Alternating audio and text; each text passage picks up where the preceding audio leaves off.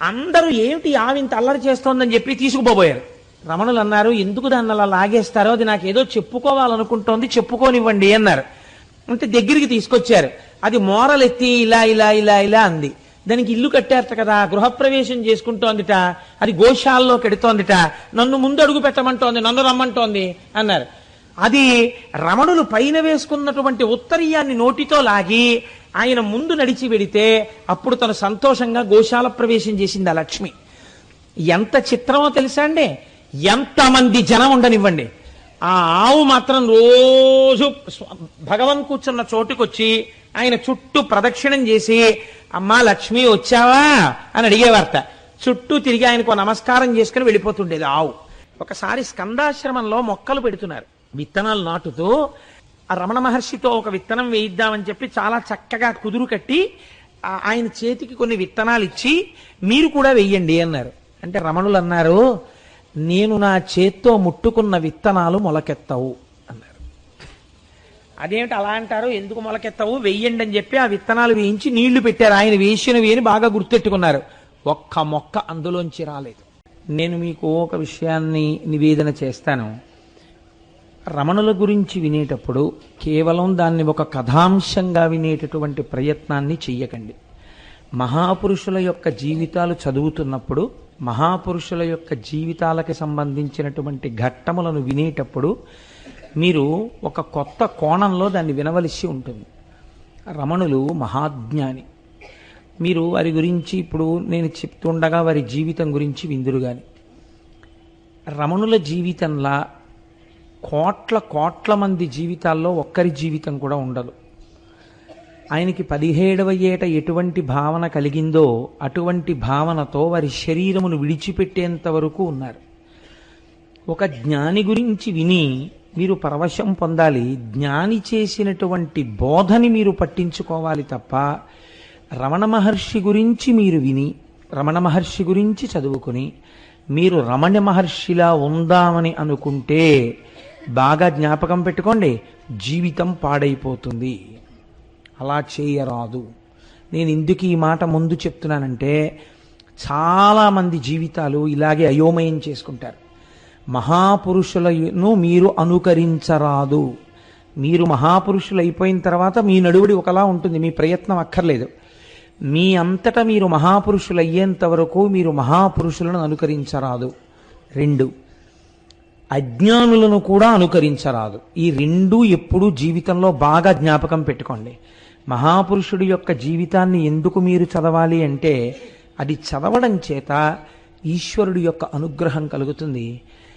ఒక జ్ఞాని యొక్క జీవితంలో ఉండే అవస్థలను భగవంతుడు చెప్పినటువంటి భగవద్గీతాది విషయములు ఎలా సమన్వయం జరుగుతాయో, ఎంత ఆశ్చర్యకరమైనటువంటి రీతిలో ఆ జీవితాలు ఉంటాయో అర్థం చేసుకోవడం కోసం మాత్రమే మీరు దాన్ని సమన్వయం చెయ్యాలి తప్ప, రమణుల గురించి ఇవాళ విని రేపు మనం కూడా రమణుల్లా అయిపోదాము అనేటటువంటి ప్రయత్నాన్ని ఏ ఒక్క విషయమునందు చేయరాదు.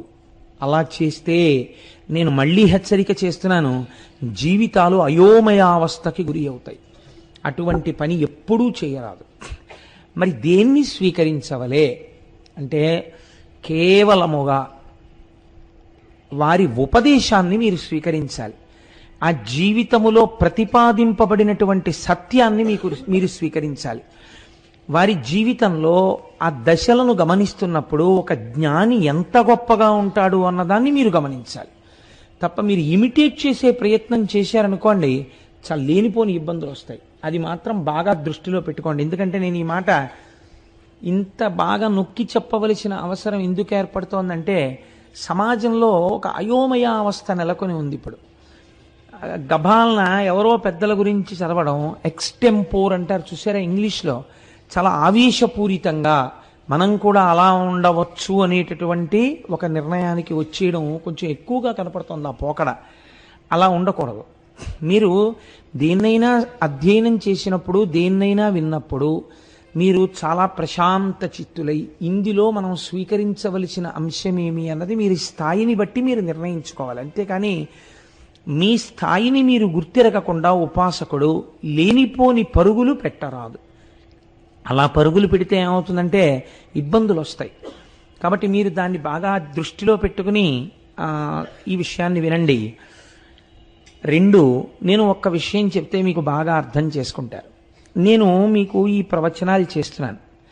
నేను ఇన్ని ప్రవచనాలు చేస్తుండగా ఒకవేళ నా కూతురికి జ్వరం వచ్చిందనుకోండి, జ్వరం వచ్చి అది ఇంట్లో 100 జ్వరం 101 డిగ్రీలు జ్వరం వచ్చి పడుకుందనుకోండి, నేను ఇవాళ ఉపన్యాసం చెప్పడానికి ఎంత సంతోషంతో వచ్చానో, నా కూతురు 101 డిగ్రీల జ్వరంతో పడుకుని ఉండగా నేను ఏమీ పట్టించుకోకుండా, ఇది కేవలముగా పిల్లకి వస్తే వస్తుంది జ్వరం, దీని గురించి బాధ ఏమిటి అని నడిచి వచ్చేయవచ్చా? గృహస్థాశ్రమంలో అలా కుదరదు. నువ్వు గృహస్థుగా ఉన్నంతకాలం నువ్వు వారి గురించి పట్టించుకోవలసిన బాధ్యత కూడా నీకుంది. నీ బాధ్యతని నువ్వు నిర్వర్తిస్తూ తామరాకు మీద నీటి బొట్టులా ఉండాలి. అంతేకాని గృహస్థు వేరొక ఆశ్రమంలో ఉన్న వాళ్ళని మీరు అనుకరించరాదు. మీరు ఏ ఆశ్రమంలో ఉన్నారో ఆ ఆశ్రమానికి తగినట్టు మాత్రమే మీ జీవితం ఉండాలి. గృహస్థులా బతకాలి, బ్రహ్మచారి బ్రహ్మచారిలా బతకాలి. ఎవరి ఆశ్రమమో వారిదే. ఆ ఆశ్రమ నియమం తప్పి గృహస్థు బ్రహ్మచారిలా బతికినా, బ్రహ్మచారి గృహస్థులా బతికినా, లేదా బ్రహ్మచారి గృహస్థు కలిసి వేరొక ఆశ్రమంలా బతికినా అది చాలా అసహ్యకరంగా ఉంటుంది. అలా ఎప్పుడూ చేయరాదు. ఏ ఆశ్రమంలో ఉండవలసిన వాళ్ళు ఆ ఆశ్రమంలో ఉన్నట్టే కనపడాలి. లేనిపోని వైరాగ్య ప్రకటనలు, లేనిపోనటువంటివి తెచ్చి ఒంటి మీద వేసుకుని ప్రవర్తిస్తే అది మీ ఉపాసన యొక్క లూజ్ అంటారు చూసారా, లూజ్ ఇన్ ది సెన్స్ వేలాడుతున్నటువంటి స్థితిని చూపిస్తుంది కానీ పరిపక్వతను సూచించదు. అది ఎప్పుడు జ్ఞాపకంలో పెట్టుకుని ఉపాసనని సిద్ధింప చేసుకోవాలి. ఒక జ్ఞాని ఎలా ఉంటాడో తెలుసా అండి? మీరు ఒక చెరుకు కర్రని తీసుకొచ్చి ఒక చివరి భాగాన్ని పంటి కింద పెట్టి నవిలేరనుకోండి, అది తీయగా ఉంటుంది. మీరు ఒక మరలోకి పెట్టి చెరుకు కర్రని నలిపేశారనుకోండి, అది తీయగా ఉంటుంది. మీరు ఒక కత్తి తీసుకొచ్చి చెరుకు కర్రని నరికేశారనుకోండి, నరికేసి దానికి అంటుకున్న తడిని ఇలా ముట్టుకుని నాలుక మీద రాసుకున్నారనుకోండి, తీయగా ఉంటుంది. చెరుకు కర్రని మీరు ఏం చెయ్యండి తీయగానే ఉంటుంది. చెరుకు కర్రని మీరు ఏం చేసినా చెరుకు చేదుగా మారదు. అంటే అసలు దేని చేత మానము అవమానము అన్న ఈ రెండు స్థితులు అసలు ఉంటాయనేటటువంటి ఎరుక దాటిపోతారు వాళ్ళు. ఆ ఎరుక దాటిపోయిన స్థితి వేరు. అది తనంత తానుగా జ్ఞానం కలగాలి. అలా కలిగి నడయాడినటువంటి వారు మహాపురుషులు తప్ప మనం అలా చెరుకు కర్ర నేను అయిపోయాను అన్న భావనతో నిలబడ్డాం అనుకోండి, చాలా అసహ్యంగా ఉంటుంది. అలా నిలబడకూడదు కదా. ఇప్పుడు మీరు ఈ నేపథ్యంలో భగవాన్ రమణుల గురించి వినండి. ఎంత అద్భుతమైన జీవితమో, ఎటువంటి మహాజ్ఞానో మీరు అర్థం చేసుకుని వారికి నమస్కరించి మనం ఎప్పుడు ఏం కోరాలంటే, వారు ఏది అనుభవించి ఏది బోధ చేశారో ఈశ్వర మీ అనుగ్రహము చేత మాకు కూడా అటువంటి జ్ఞానము స్థిరపడుగాక అని మీరు ప్రార్థన చేయవలసి ఉంటుంది. ఇప్పుడు మీరు రమణుల యొక్క జీవితాన్ని ప్రస్తావన చేస్తాను. సావధాన చిత్తులై అవధరించండి. చిదంబరం క్షేత్రం మీకందరికీ తెలుసున్నటువంటి క్షేత్రం. అక్కడ స్వామి ఆకాశరూపుడై ఉన్నాడు. నిన్న ప్రస్తావన చేశాను. చిదంబరంలో కదలిక లేకుండా ఉండిపోయేటటువంటి తత్వమున్నటువంటి పరమేశ్వరుడు నటరాజమూర్తిగా వెలిసినాడు. అది ఆర్ధా నక్షత్రంలో వెలిశాడు ఆయన. నటరాజ తత్వము చాలా చిత్రంగా ఉంటుంది. మీరు చూడండి, నటరాజు ఒక చేతిలో ఢమరుకని పట్టుకుంటాడు. ఆ ఢమరుకని కదిపితే దాంట్లోంచి శబ్దం వస్తుంది. అది సృష్టికి ప్రతీక. నవ్వుతూ ఉంటుంది ముఖం, అది స్థితికి ప్రతీక. ఒక చేతిలో అగ్నిహోత్రం ఉంటుంది, అది లయకి ప్రతీక. ఒక పాదం ఈ మాయా అనబడేటటువంటి రాక్షసుణ్ణి తొక్కి పెట్టి ఉంటుంది. ఒక పాదం ఇలా పైకి లేచి ఉంటుంది. అంటే బ్రహ్మమును పొందడానికి ప్రయత్నించు అని చెప్తుంటుంది. సృష్టికర్త, స్థితికర్త, ప్రళయకర్త మూడు తానై మీరు పొందవలసినటువంటి బ్రహ్మమును సూచించేటటువంటి స్థితిని చెప్తారు. కాబట్టి నటరాజమూర్తి పరబ్రహ్మమై ఉన్నారు. ఆ నటరాజస్వామి ఆర్ద్రా నక్షత్రంలో చిదంబరంలో ఆవిర్భవించినటువంటి రోజు ఏది ఉన్నదో అటువంటి రోజున మహానుభావుడైనటువంటి రమణ మహర్షి తిరుచుళి అంటే దాన్ని శాస్త్రము త్రిశూలపురము అని పిలిచాయి పురాణాలు. త్రిశూలపురము అని పిలవబడినటువంటి ఊరిలో వేయించేసి ఉన్నటువంటి మహానుభావుడు, ఆయన్ని భూమినాథీశ్వరుడు అని పిలుస్తారు. పరమశివుణ్ణి సహాయాంబ అని అమ్మవారికి పేరు. అంతే కదండి, నిజానికి ఆయనే ఈ సమస్త సృష్టికి కారకుడు. ఆయనకి సహాయాంబ అంటే అమ్మవారు మాయాస్వరూపిణి అయి సహకరిస్తుంది. కాబట్టి భూమినాథేశ్వరుడు, సహాయాంబ అనేటటువంటి పేర్లతో వెలిసినటువంటి ఆ తిరుచులి గ్రామంలో సుందరయ్యర్ అనబడేటటువంటి ఒక బ్రాహ్మణుడు, ఆయన పరాశర గోత్రీకుడు, పరమ భక్తి తత్పరత కలిగినటువంటి వాడు. ఆయన భార్య పేరు అళగమ్మ గారు. తమిళంలో అళగమ్మ అంటే సొంపైనది, సొంపు కలిగినది అని అర్థం. సొంపు అంటే అందమునకు మారు పేరు. ఆవిడ చాలా సొంపుగా ఉన్నారండి అంటే చాలా అందంగా ఉన్నారండి అని అర్థం. సుందరము అన్న మాట కూడా అందమనే పేరు. సుందరయ్యర్ అంటే అందం, అళగమ్మ అంటే అందం. ఈ రెండు అందాలు కలిస్తే ఒక కొత్త అందం వచ్చింది. ఆ అందం శుభం. శివుడికి మారు పేరు శుభం, శోభనం, సుందరం. ఈశ్వరుడికి కూడా ఆ మీనాక్షి అమ్మవారి యొక్క భర్తగా ఉన్నటువంటి పరమేశ్వరుడికి సుందరేశ్వరుడు అని పేరు. ఆయన సుందరుడే.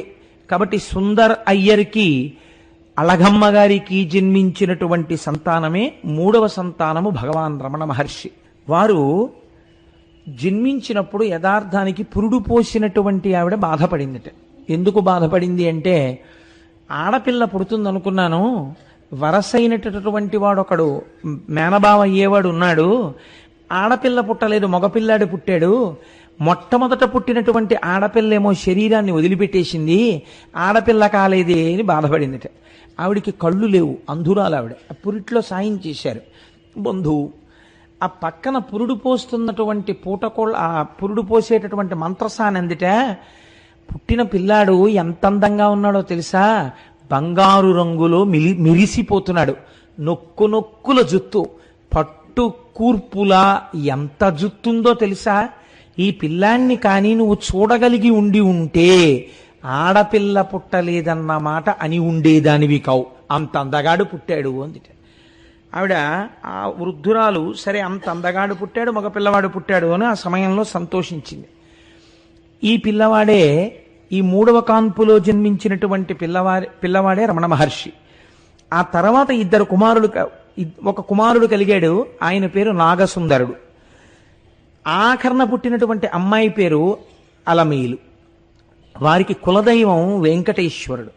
కాబట్టి పుట్టినటువంటి పిల్లవాడికి ఏ పేరు పెట్టాలి అని ఆలోచన చేశారు. ఆలోచన చేసి వెంకటేశ్వరుడు అన్న పేరు వచ్చేటట్టుగా వెంకటరమణన్ అని పేరు పెట్టారు. అలా వెంకటరమణన్ అని పేరు పెట్టడానికి ఒక కారణం ఉంది. వీళ్ళ ఇంట్లో ఒకానొకప్పుడు ఒక సాధువు వచ్చి వీధిలో నిలబడి భవతి భిక్షాందేహి అన్నాడు. అంటే ఎప్పుడో వాళ్ళ పూర్వం జరిగినటువంటి కథ ఇది. వాళ్ళు అన్నారు, ఏమయ్యా నీకు భిక్ష కావలసి వచ్చిందా, భిక్ష వెయ్యం పొమ్మన్నారు. అంటే ఆయన అన్నాడు గుమ్మం ముందు నిలబడి, మీరు నేను భిక్షకి వచ్చి మీ ఇంటి ముందు నిలబడిన పరివ్రాజకుడను ఇంత చులకన చేసి మాట్లాడారు కనుక ప్రతి తరంలో ఒకడు మీ ఇంట్లో సన్యసిస్తాడు అని వెళ్ళిపోయారు. అప్పటి నుంచి వాళ్ళ ఇంట్లో ప్రతి తరంలో ఒకరు సన్యాసి అయి వెళ్ళిపోవడం అనేటటువంటిది అలవాటుగా ఉంది. ఈ సుందరయ్యర్ అన్నగారు ఒక ఆయన ఉండేవారు. ఆయన కూడా మహాభక్తుడు. 18 సంవత్సరాలు మాత్రమే వారు మామూలుగా సాంసారికమైనటువంటి జీవనమునందుండి సుఖములను అనుభవించారు. 18వ సంవత్సరం రాగానే వెంకటేశ్వర అయ్యర్ వారి పేరు, వారు సన్యసించి చిదంబరం వెళ్ళి కూర్చున్నారు. ఆయన ఏం చేసేవారోటో తెలుసా అండి, చిదంబరం కొండకి ఎవరైనా ప్రదక్షిణం చేసి రాగానే వారి చెప్పులు అడుగు పుచ్చుకుని ఆ చెప్పులు తుడుస్తుండేవారు. ఆయన చిదంబరం కొండకి ప్రదక్షిణం చేశారు అని. రమణ మహర్షి యొక్క తండ్రి గారైన సుందరేశ్వర అయ్యర్ తన అన్నగారు జ్ఞాపకానికి వచ్చి ఆయన పేరు కూడా కలుపుకున్నట్టుంటుంది అని చెప్పి వెంకటరమణన్ అనబడేటటువంటి పేరు రమణ మహర్షికి ఉంచారు. వారు భవిష్యత్తులో వారే భగవాన్ శ్రీ రమణ మహర్షి అని పిలువబడ్డారు. ఈయన చిన్నతనంలో ఏకసంతాగ్రాహి. ఈ పిల్లవాడు కొంచెం పెరిగి పెద్దవాడు అవుతున్నాడు. 8వ ఏట ఉపనయనం చేశారు తండ్రి గారు. ఇంగ్లీష్ చదువు నేర్పించాలనేటటువంటి ఉద్దేశ్యంతో తమ్ముడు ఉన్నాడు సుందరేశ్వర అయ్యర్ గారికి. ఆయన పేరు సుబ్బ అయ్యర్ అంటారు. ఆ సుబ్బ అయ్యర్ అనబడేటటువంటి ఆయన దిండిగల్లో ఉద్యోగం చేస్తున్నారు. అక్కడ ఇంగ్లీష్ మీడియం స్కూల్స్ ఉన్నాయి. అందుకని రమణ మహర్షిని, నాకంటే అలవాటు మీద రమణ మహర్షి అని వస్తుంది, అప్పటికి రమణ మహర్షి అన్న పేరు లేదు, వెంకటరమణన్ గారిని, వెంకటరమణన్ని, ఆయన యొక్క అన్నగారైనటువంటి నాగస్వామిని, ఇద్దరినీ కూడా ఆ దిండిగల్ పంపించారు. పంపిస్తే అక్కడ ఇంగ్లీష్ మీడియం స్కూల్స్లో చదువుకునేవారు. చిన్నతనంలో ఈ వెంకటరమణన్ చాలా ఆశ్చర్యకరమైనటువంటి జీవితం. ఎందుచేత అంటే ఈయన ఎటువంటి నిద్రపోయేవారంటేట, అసలు ఆ నిద్రపోతుంటే గుద్దీసినా సరే ఆయనకి తెలిసేది కాదు. చిత్రం ఏమిటంటే ఒకసారి వాళ్ళ ఇంట్లో సుబ్బయ్యర్ గారి ఇంట్లో కొడుకు పుట్టినరోజు అవుతోంది. చీకటి పడిపోయింది, 7 అలా అయింది టైము. ఒక్కసారి మేము గుళ్ళోకి వెళ్ళి నమస్కారం చేసుకొస్తాం, నువ్వు చదువుకుంటున్నావు కదా చదువుకుంటుండు అని చెప్పి అన్నం పెట్టేసి వాళ్ళ పిన్నమ్మ గారు, బాబాయ్ గారు, వెంకటరమణన్ యొక్క అన్నగారైనటువంటి నాగస్వామి, ఇతర కుటుంబ సభ్యులందరూ పక్కనున్న దేవాలయంలోకి వెళ్ళారు మధురలో. ఈయన్ని ఆ దిండిగల్లో దీపం తగ్గించుకుని పడుకోమన్నారు. నువ్వు చదువుకుంటుండు అన్నారు. ఈయన చదువుకుని కొంతసేపు అయిపోయిన తర్వాత నిద్ర వస్తోందని చెప్పి దీపం తగ్గించి నిద్రపోయారు. వాళ్ళు దేవాలయంలో దర్శనం చేసుకుని తిరిగి వచ్చారు. తలుపులు కొట్టారు, పెద్ద పెద్ద చప్పుళ్ళు చేశారు, అందరూ కలిసి అరిచారు, కేకలేశారు. ఊరంతా పోగొడిపోయింది. ఈయన మాత్రం నిద్ర లేవలేదు. ఇప్పుడు లోపలున్న పిల్లవాడికి ఏదో ప్రమాదం జరిగి ఉంటుంది అని ఆలోచించి ఈ అన్నగారైనటువంటి నాగస్వామి గోడ దూకి లోపలికి వెళ్ళాడు. గోడ దూకి లోపలికి వెళ్ళి తలుపులు తాళం తీశారు. బయట నుంచి తాళం తీసేటటువంటి స్థితిలో ఉన్న తాళం కప్పది. అదృష్టవశాత్తు ఊళ్ళో ఉన్న ఎవరి తాళం చెవో సరిపోయింది. తాళం తీసి అందరూ లోపలికి వెళ్ళారు. చిత్రం ఏమిటంటే నిద్రపోతున్న వెంకటరమణన్ని ఇంతమంది కలిసి గుద్దేశారు, ఇంతమంది కలిసి పొడిచారు, మీదెక్కి తొక్కారు. ఆయన లేవలేదు. ఆయన తర్వాత ఎప్పుడో లేచారు. లేచి ఏమిటి మీరు ఇంతమంది ఉన్నారు ఇంట్లో అని అడిగారు. అడిగితే ఇంతమంది ఉండడం ఏమిట్రా, ప్రారంధం ఇదేం నిద్ర రా, అసలు ఇంత ముద్దు నిద్ర ఏమిట్రా నీకని అడిగారు. ఆయన చిన్నతనంలో ఆటలాడుకునేటటువంటి రోజుల్లో మంచి క్రీడా ప్రావీణ్యం ఉన్నవారు. అందరూ ఆయన చేతిలో ఓడిపోయేవారట. ఈ ఓడిపోయిన వారు ఆయన మీద కక్ష ఎలా తీర్చుకోవాలి అని ఆయన నిద్రపోతున్నప్పుడు లేపి 2 భుజాల కింద చేతులేసి నడిపించి తీసుకుపోయి ఆ వైఘా నది ఒడ్డున పడుకోబెట్టి కావలసినంత కుమ్మేసేవారు ఈయన నిద్రలో. ఎందుకంటే ఆయన లేచి ఉంటే కొట్టడం కష్టం. అందుకని నిద్రపోతున్నప్పుడు ఆయన్ని కుమ్మేసి వెళ్ళిపోయేవారు. ఆయన హాయిగా అలాగే పడుకుని లేచి వచ్చేసేవారు. అసలు అది చాలా అసాధారణమైనటువంటి నిద్ర. అటువంటి నిద్ర అలవాటు కలిగినటువంటి వ్యక్తి వెంకటరమణన్. ఈయన అప్పుడప్పుడు తర్వాత బాబాయ్ గారికి మధుర వెళ్ళినప్పుడు, మధుర ట్రాన్స్ఫర్ అయింది, ఆ మధురలో చదువుకుంటుండేవారు. చదువుకునే రోజుల్లో ఈయన అప్పుడప్పుడు మాత్రమే వెళ్ళారు మీనాక్షి అమ్మవారి దేవాలయానికి. వెళ్ళేదో దర్శనం చేసుకుని వచ్చేస్తుండేవారు.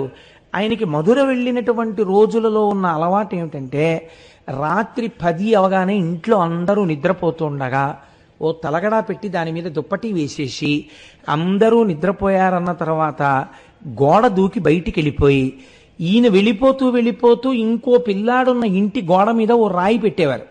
ఆ పిల్లవాడు కూడా ఇలాగే తలగడా పెట్టి గోడ దూకేసి ఇంటి గోడ మీద రాయి ఉందంటే వెంకటరమణన్న ఆడడానికి నది ఒడ్డుకి వెళ్ళాడనమాట. ఈ రాయి చూడగానే పిల్లలందరూ గోడలు దూకి అక్కడికి చేరేవారు. తెల్లవారుజామున 3 గంటల వరకు ఆడేవారు నది ఒడ్డున. 3 గంటలకు వచ్చి గోడలు దూకి మళ్ళీ లోపలికి వెళ్ళి తలగడాలు తీసేసి పడుకుని నిద్రపోయేవారు. నేను వీటిని ఎందుకు మీకు చెప్తున్నానో తెలుసా అండి? భగవాన్ రమణులు అనగానే మనం ఏమనుకుంటాం? అయ్య బాబోయ్ ఎలా ఉంటుందో ప్రారంభం అనుకుంటాం. మీరు సామాన్యమైనటువంటి వ్యక్తి యొక్క జీవనము ఎలా ఉంటుందో అంతకన్నా కూడా చాలా దుడుగు స్వభావముతో కూడినటువంటి జీవితమే ప్రారంభం. రమణ మహర్షికి ఆయనతో కలిసి ఆడుకున్న వాళ్ళల్లో రంగాచారి గారిని ఒక ఆయన ఉండేవారు. ఆయన ఒకానొకప్పుడు భగవాన్ రమణులు మహాజ్ఞానం అయిపోయిన తర్వాత వెళ్ళి సాష్టాంగ నమస్కారం చేసి అడిగారు, నువ్వు వెళ్ళిపోతూ ఎందుకు చెప్పలేదు ఆ రోజున అని అడిగారు. నాకు తెలుసా వెళ్ళిపోతున్నట్టు అని అడిగారు ఆయన.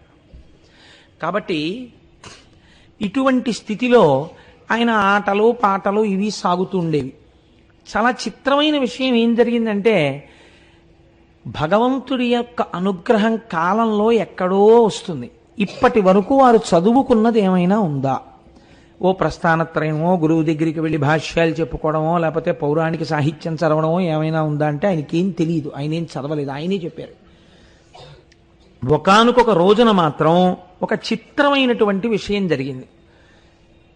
ఈయన మధురలో గుడివైపుకు వెడుతుండగా అటువైపు నుంచి ఒక బంధువు వస్తున్నారు. పెద్దవారు కదా అని, అయ్యా బాగున్నారా, ఎక్కడి నుంచి వస్తున్నారు అని అడిగారు.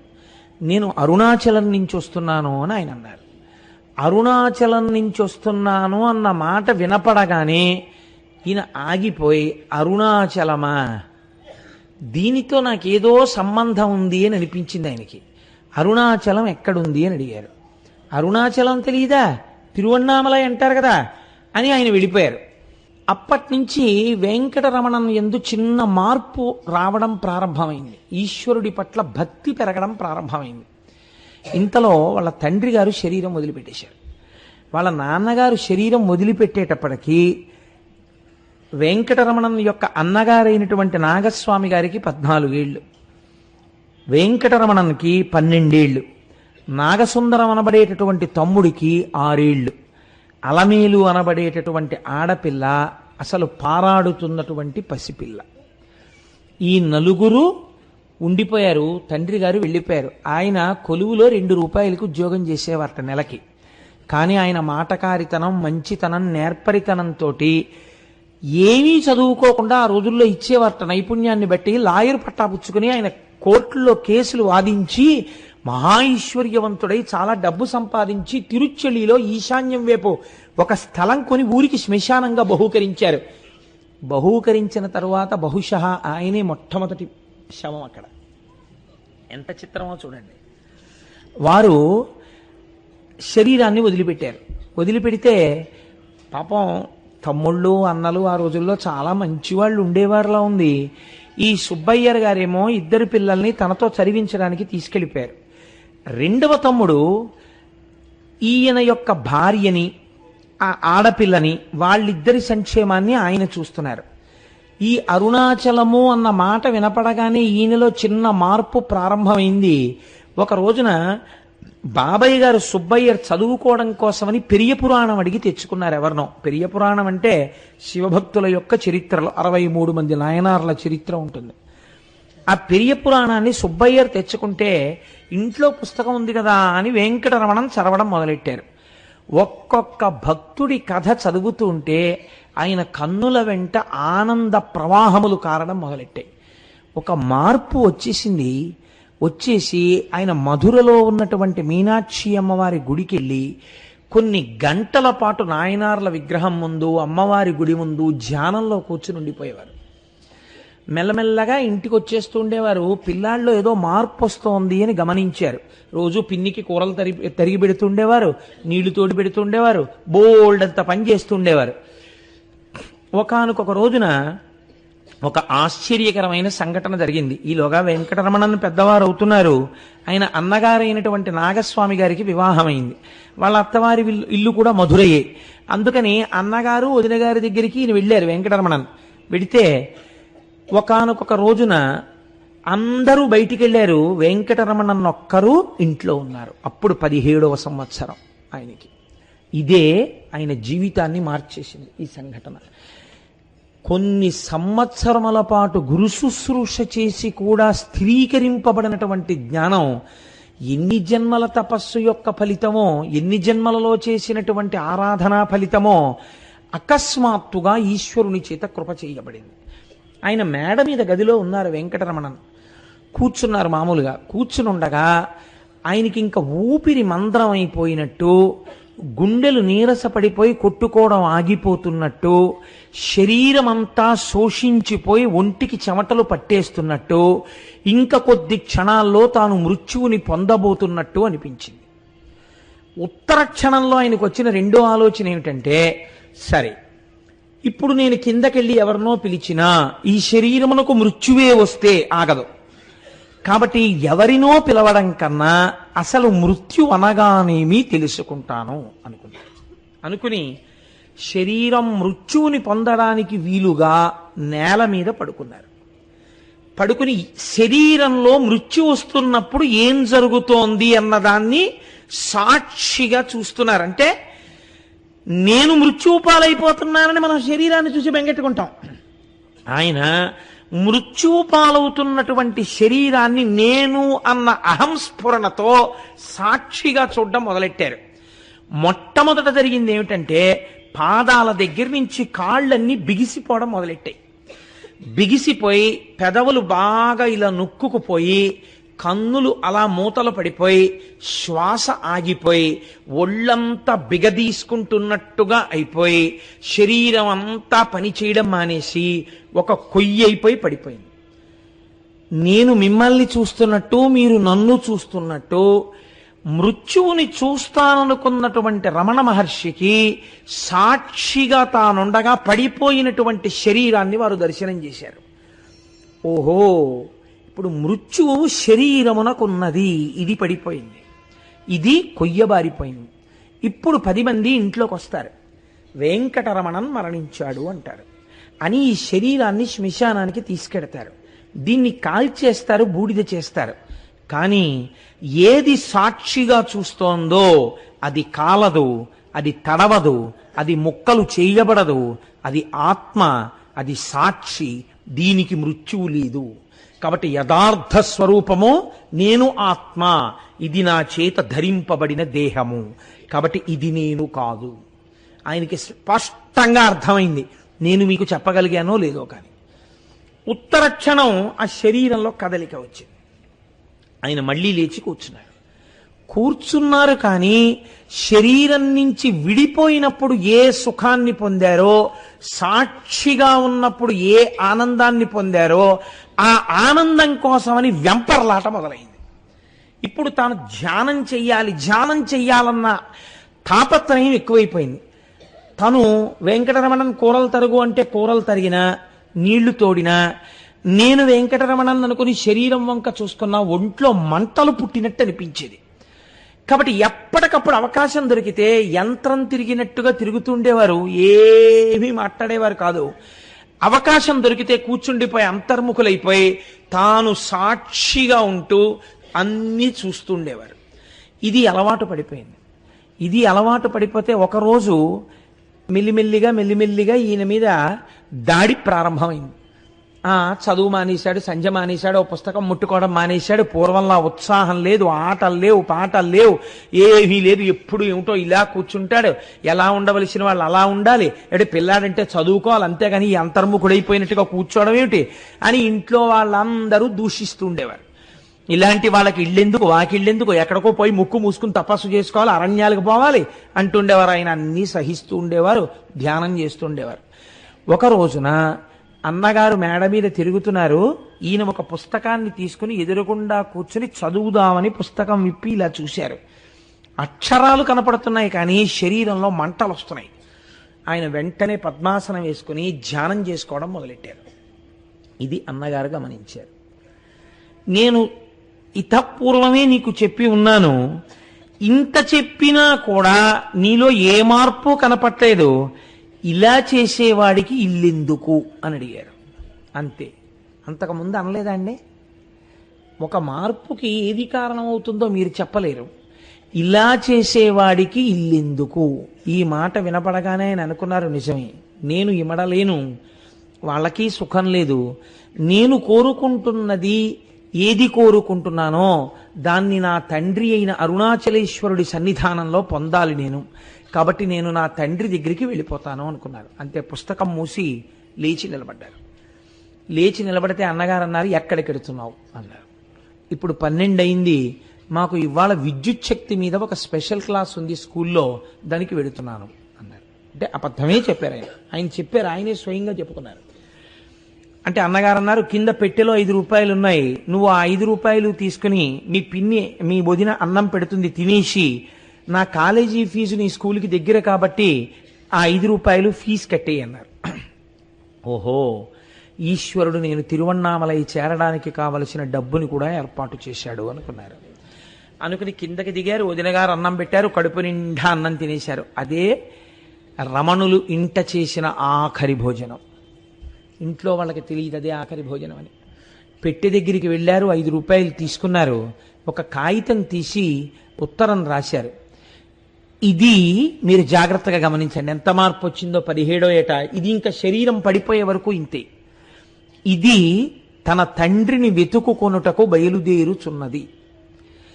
దీనిని గూర్చి మీరు ధన వ్యయము చేయవద్దు, వెతకవద్దు. నీ కాలేజీ రుసుము చెల్లింపబడలేదు, 3 రూపాయలు మాత్రము తీసుకొనబడినవి, 2 రూపాయలు విడిచివేయబడినవి, ఇట్లు సంతకం లేదు. అంటే నామరూపాలు ఏమిటి, ఇంకా నామం లేదు, రూపం లేదు, ఆత్మ సర్వగతం, దానికి పేరే ఉంది, అందుకని ఆయన పేరు రాయలేదు. ఇది బయలుదేరినది. ఇది అంటే శరీరం. శరీరం వెడుతోంది, శరీరం అరుణాచలం చేరుతోంది. కాబట్టి శరీరం నేను కాదు, నేను సాక్షిని. అందుకని నేనన్న మాట ఆయన లేఖలో వాడలేదు. ఆయన బయలుదేరారు. స్టేషన్కి వెళ్ళేసరికి తిరువన్నామలై వైపు వెళ్ళవలసినటువంటి ట్రైన్ ఆశ్చర్యకరంగా ఆ రోజున ఆలస్యంగా వచ్చింది. ఇది ఈశ్వరాజ్ఞ అనుకున్నారు.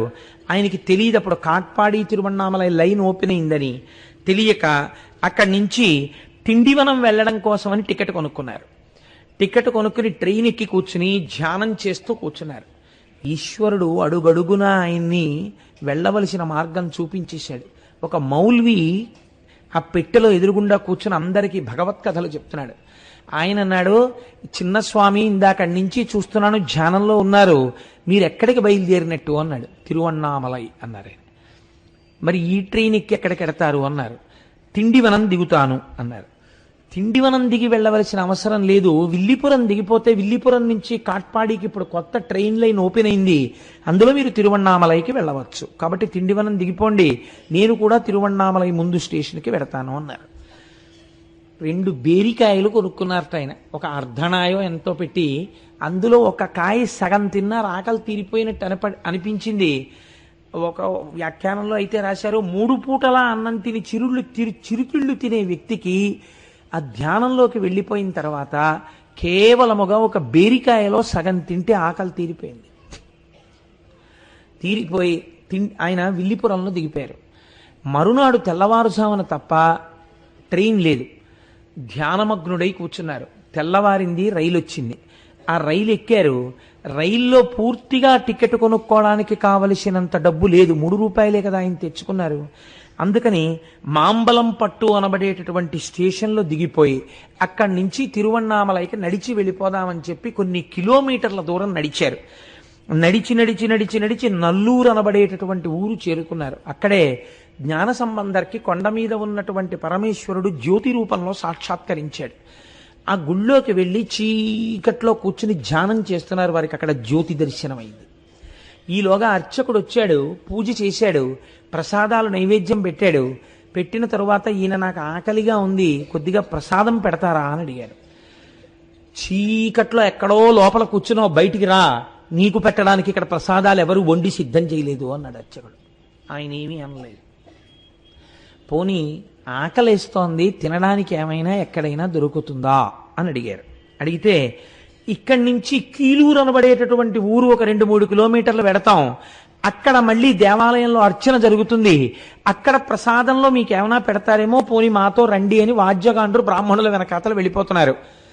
ఈయన కూడా నడిచి వెళ్ళిపోయారు. అడుగు తీసి అడుగు వేసే ఓపిక లేదు, పిల్లవాడు తిన్నది లేదు పాపం. వెళ్ళి అలాగే ఆ కీలూరు చేరుకున్నారు. పూజ చేసేశారు బ్రాహ్మణులు. పూజ చేసేసి, అమ్మా మీరు ఎక్కడికి ఆ ప్రయాణం, అంతమంది కూర్చుంటే ఎక్కడికంటే జనం మీద అడుగులు వేసేసుకుంటూ ఎక్కడో కూర్చోవాలి, కానీ ఎప్పుడో వచ్చి ఎంతమందికి డిస్టర్బెన్స్ అది. కాబట్టి ఆయన అక్కడి నుంచి బయలుదేరి ఆ కీలూరు అనబడేటటువంటి ఊరు చేరుకుని ఆ కొండ మీద బ్రాహ్మణులు అర్చన చేసిన తరువాత, అయ్యా నాకు ఇప్పుడైనా కొంచెం పెడతారా, ఆకలిస్తోందని అడిగారు. నీకు పెట్టడం కోసమే వండి తెచ్చామనుకున్నావా, పెట్టమన్నారు అని వాద్యగాండ్రకి ప్రసాదం పెట్టారు. పెడితే దేవాలయంలో వాయిద్యం వాయించేటటువంటి వాద్యగాండ్రు పిల్లవాణ్ణి చూసి, అయ్యో పాపం ఎంత నీరసపడి ఉన్నాడో అని, ఎందుకు వచ్చిన జన్మండి, బ్రాహ్మణుడిగా పుట్టామంటే సరిపోతుందా, ఏ దయ లేకుండా, ఏ సంధ్యావందనం లేకుండా, లోకమునందు మర్యాద చూడకుండా బతికిన బ్రాహ్మణ్యం ఏంటి. వాద్యగాండ్రు పెట్టారు. వాళ్ళకొచ్చిన ప్రసాదంలో భాగాన్ని ఆయనకి పెట్టారు. పెడితే వాళ్ళు ఎంత మర్యాదతో మాట్లాడారంటే, బాబు మేము పెట్టాను తింటావు కానీ నీళ్లు దొరకాలంటే అదిగో ఆ పక్కనే బ్రాహ్మణ వీధి ఉంది, అక్కడికి వెళ్ళి నీళ్లు అడిగి తాగునాయనా అన్నారు. అంటే ఆ పిల్లవాడు బ్రాహ్మణ వీధిలోకి వెళ్ళి ఒక ఇంటి ముందు నించుని, అమ్మా నాకు కొంచెం మంచినీళ్ళు ఇస్తారా అని అడిగారు. వాళ్ళు మంచినీళ్లు తెచ్చే లోపల వారు ధ్యానమగ్నులే అయిపోయారో, స్పృహే తప్పిపోయిందో, పడిపోయారు నేల మీద. పడిపోయిన తర్వాత వారికి మర్నాడు ఉదయం తెలివొచ్చింది. తెలివొచ్చేటప్పటికి ఎంత ఆకలితో ఉన్నారంటే, రామకృష్ణ పరమహంసకు పుట్టేది ధ్యానంలో ఈ ఆకలి. అన్నపు రాశిని చూపించేవారు తీసుకెళ్ళి, అప్పుడు తీరేది ఆకలి. అప్పుడు ఆయన కింద పడిపోయి పెంట కుప్ప మీద పడిపోయి ఉన్నటువంటి అన్నాన్ని ఏరుకుని మట్టిలో ఉన్నదాన్ని ఊదుకుని తిని మంచినీళ్ళు తాగారు. తిని మంచినీళ్లు తాగి అక్కడే ఉన్నటువంటి ముద్దుకృష్ణ అయ్యర్ అనబడేటటువంటి ఒకరి ఇంటికి వెళ్ళి, ఆ రోజు గోకులాష్టమి, ఆయన ఒక భాగవతోత్తముడు, వారి ఇంటికి వెళ్ళి, అయ్యా నాకు కొద్దిగా అన్నం ఉంటే పెడతారా అని అడిగారు. అడిగితే ఆయన చెల్లెలు నదీ స్నానానికని వెళ్ళారు. అప్పటికి ఈయన నూతి దగ్గర స్నానం చేస్తున్నారు. నువ్వు ఉండవయా, మా చెల్లెలు వస్తుంది, నీకేమైనా పెడుతుంది. ఆ చెల్లెలు చాలా సంప్రదాయ నిష్ట కలిగినటువంటి స్త్రీ, ఆవిడికి మడి ఆచారం చాలా ఎక్కువ. ఇంటికి వచ్చారు. అయ్యో నాయన గోకులాష్టమి, నువ్వు పిల్లవాడివి, చూస్తే నువ్వే చిన్ని కృష్ణుల్లో ఉన్నావు, నీకు పెట్టాలని ఉంది కానీ నేను మడి కట్టుకుని వంట చెయ్యాలి, అప్పటి వరకు ఆకగలవా అంటే ఈయన చాలా నీరసంగా ఆకలితో ఆవిడ వంక చూశారు. అయ్యో ఉండలేవా, పోన్లే సద్దెన్న ఉంది పెడతానుండు, ఒకరి ఆకలి తీర్చడం కన్నా మడి గొప్ప కాదు కదా అని ఆ తల్లి ఎంత అదృష్టం చేసుకుందో.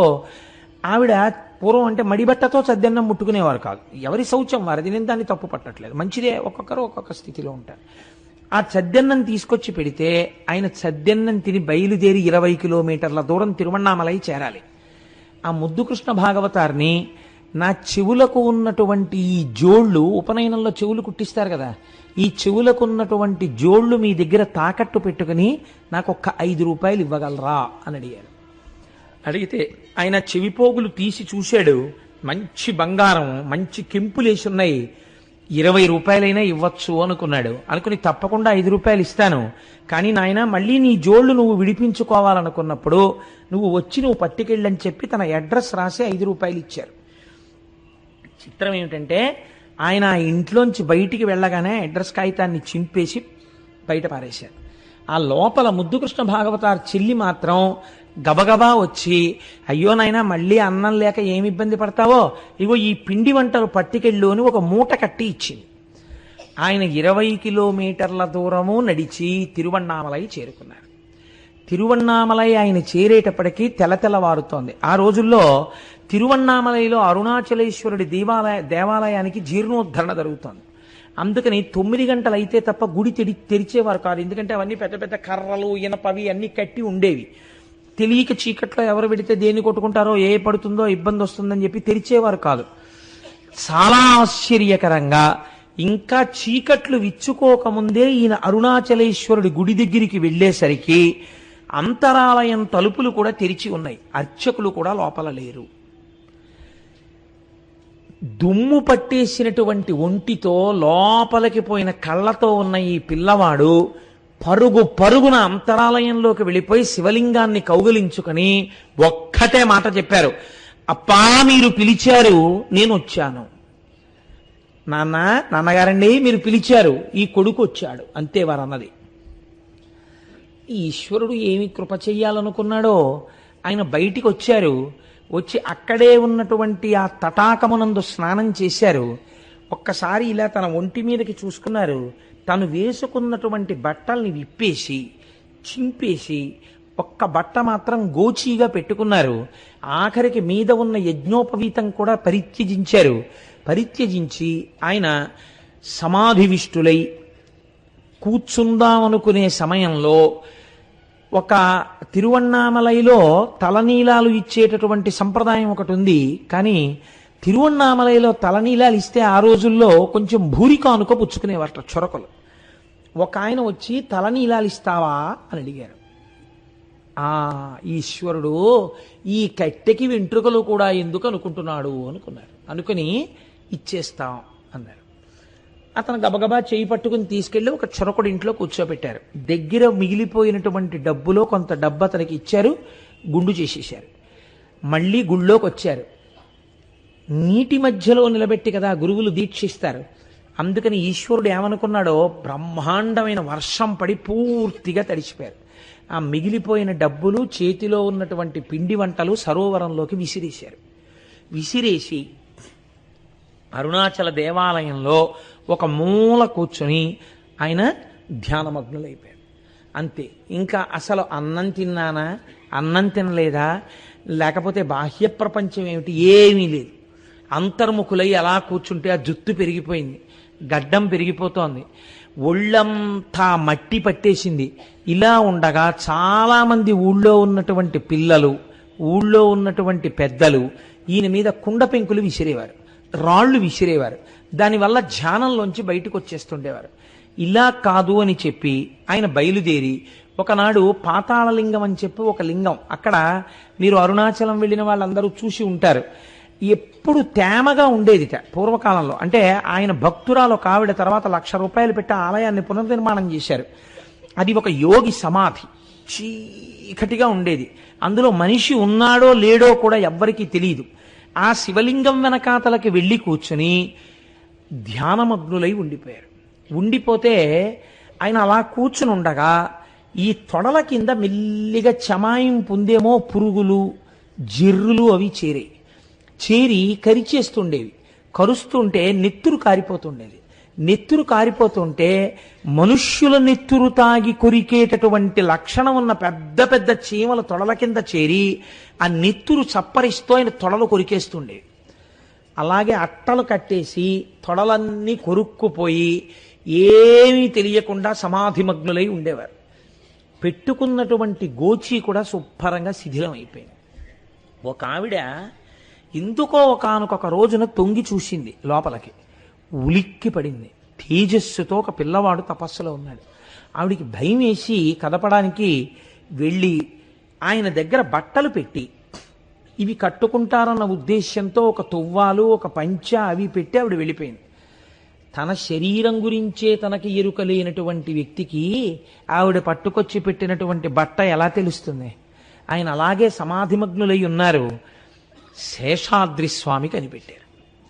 కనిపెట్టి ఒక రోజున శేషాద్రి స్వామి కూడా బ్రహ్మజ్ఞాని, కంచికామకోటి కంచిలో ఉన్నటువంటి అమ్మవారి అనుగ్రహం పొందినవారు. ఆయన వెడుతున్న పిల్లలు వెనకాతలపడి రాళ్లు విసురుతుండేవారు. ఆయన ఒకనాడు పాతాళలింగం దగ్గరున్న పిల్లవాడి కోసమని వెడుతుంటే వెనకపడి పిల్లలు ఆయన రాళ్లతో కొడుతున్నారు. కొడుతుంటే శేషాద్రి స్వామి లోపలికెళ్ళి అక్కడ ఉన్న వాళ్ళ నలుగురిని పిలిచి, ఒక బ్రాహ్మణ స్వామి ఇందులో ఉన్నాడు, ఆ పిల్లవాడిని ఎత్తి పైకి తీసుకురండి, ప్రాణత్యాగం అయిపోతుందో ఏమిటో, తొడలన్నీ కొరికేసి ఆ పిల్లాడికి ఏం చెప్పారు. ఆయన ఒక బ్రహ్మజ్ఞాని కాబట్టి గుర్తుపట్టారు. అప్పుడు ఒక నలుగురు వచ్చి ఈయన్ని కదిపారు. కదిపితే ఈయన కదలలేదు. ఈయన ధ్యానమగ్నుడై అలాగే ఉండిపోయారు. ఉండిపోతే ఈయన్ని అలాగే ఎత్తి తీసుకొచ్చారు. తీసుకొచ్చేటప్పటికీ మీరు నిజంగా కొన్ని వ్యాఖ్యానాలు చూస్తుంటే ఒళ్ళు జలధరిస్తుందండి. ఆయన్ని ఎత్తి తీసుకొస్తున్నప్పుడు ఈ కిందంతా నెత్తుటి అట్టలు, పురుగులు తింటూ అలా తీసుకొచ్చి కూర్చోబెట్టారు. కూర్చోబెడితే ఆయన ఒకసారి బహిర్ముఖులై దేవాలయంలో శివలింగానికి అభిషేకం చేసినప్పుడు ముందు పసుపు నీళ్లతో చేసేస్తారు, విభూతితో చేసేస్తారు, పాలు చేసేస్తారు, పంచదార చేసేస్తారు. అన్నీ చేసేస్తే ఇవన్నీ కలిసి పక్కనున్న సోమసూత్రంలోంచి అభిషేక కుండంలో పడిపోతాయి. ఒక్కొక్కళ్ళ మన ప్రవృత్తి ఎలా ఉంటుందో చూడండి. ఈయన ఎప్పుడైనా బహిర్ముఖులైతే అర్చకులు అన్నీ కలిసిపోయినటువంటి ఆఖరికి పోసేసినటువంటి సెంటు లవండరు కూడా కలిసిపోయేది. ఆ పాలో గ్లాసులు అక్కడ పెట్టేవారు. రంగులతోటి అన్ని పైన నూనె, నెయ్యి, తెట్లుతో, నూనె ఉండదనుకోండి, నేతి తెట్టుతో ఉన్నటువంటి ఆ పాలని ఆయన తాగేసి అక్కడ పెట్టేసేవారు. ఇది రుచిని కానీ, ఇది నాకు ఇచ్చారేమిటని కానీ ఆయన అడిగేవారు కాదు. ఒకసారి ఒక ప్రధాన అర్చకుడు చూసి చాలా బాధపడి, ఏమయ్యా అంత చిన్న వయస్సులో అటువంటి తపశ్శక్తిని పొందాడు, ఆయనకి అదే ఇచ్చేది, ఉత్సవమూర్తులకు మీరు కేవలము క్షీరాభిషేకం చేసినప్పుడు పాలొక్కటి పడతారు కదా, అవి పట్టుకెళ్ళి అక్కడ పెడుతూ ఉండండి, తాగితే అవి తాగుతారు, లేకపోతే లేదంటే అప్పటి నుంచి పాలు పెట్టేవారు.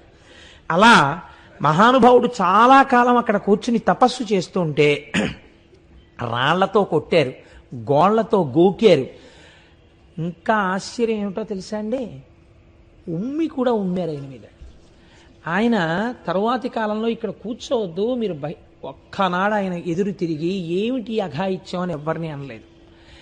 వాహన మంటపంలోకి దూరి వెళ్ళి అక్కడ కూర్చుని తపస్సు చేస్తుంటే ఆలయ అధికారులు విమర్శించారు రమణ మహర్షిని. తెలుసా అండి?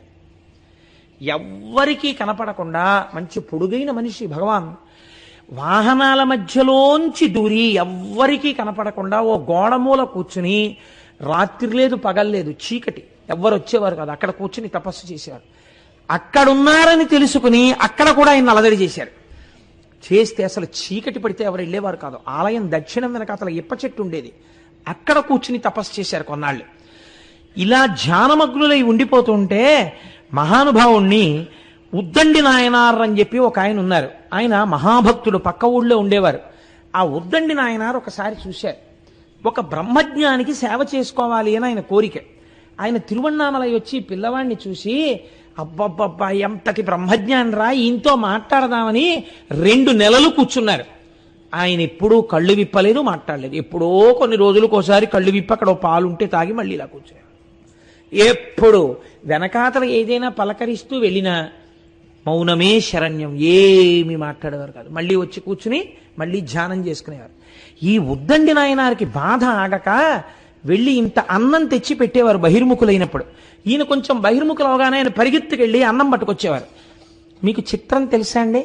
ఆయన అన్నం తేవడానికి వెళ్లే లోపల రమణ మహర్షి అంతర్ముఖులైపోతూ మళ్ళీ ధ్యానంలో కూర్చుంటే ఒక రోజున ఉద్దండి నాయనార్ తిరిగి వచ్చేసరికి ఒక ధూర్తుడు ఆలయంలో ప్రదక్షిణం చేసి ఆ స్వామి దర్శనం చేసుకుని వెళ్ళిపోతూ రాయల్లే కూర్చున్నాడు తపస్సని వంక పెట్టని ఆయన వెనక చేరి ఆయన మెడవించి వీపు వరకు మూత్ర విసర్జన చేసి వెళ్ళాడు.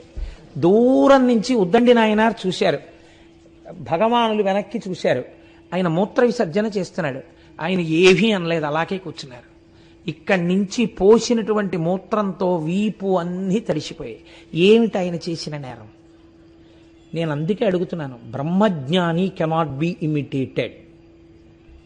తుల్య నిందాస్తుతిర్మౌని సంతుష్టో ఎనకేనచిత్ అనికేత స్థిరమతి భక్తిమాన్ మే ప్రియో నరః. మహానుభావులు, మహాజ్ఞానులు, అటువంటి వాళ్ళు ఈ గడ్డ మీద పుట్టపట్టి ఈ దేశానికి ఇంత పేరొచ్చింది. అటువంటి గడ్డ మీద మనం తిరుగాడుతున్నాం.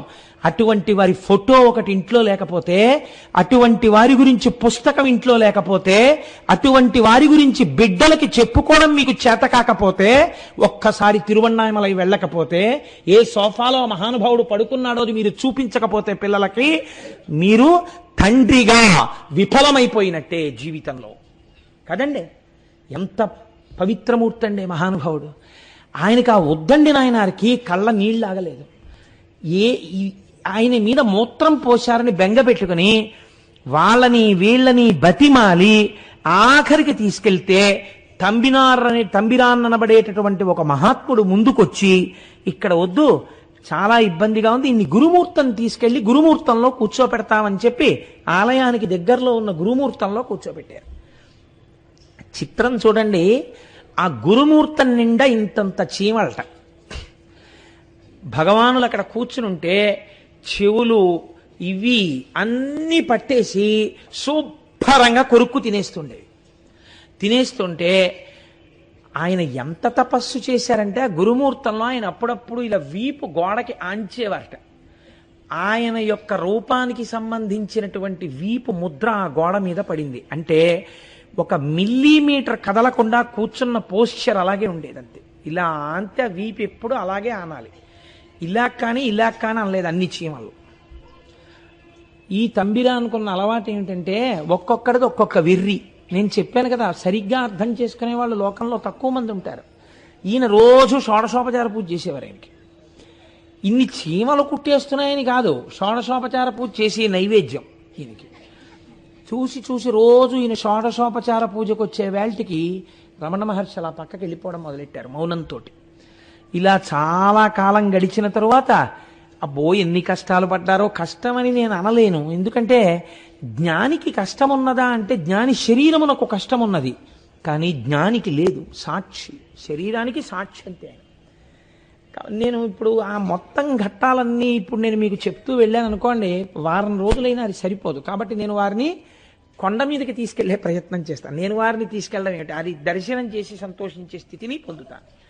వారు క్రమంగా ఆ పైన ఉన్నటువంటి విరూపాక్ష గుహ, చ్యూత గుహ, వీటిల్లో ఆ అరుణాచలం కొండలలో ప్రారంభం చేశారు. అప్పుడే ఒక అదృష్టం జరిగింది.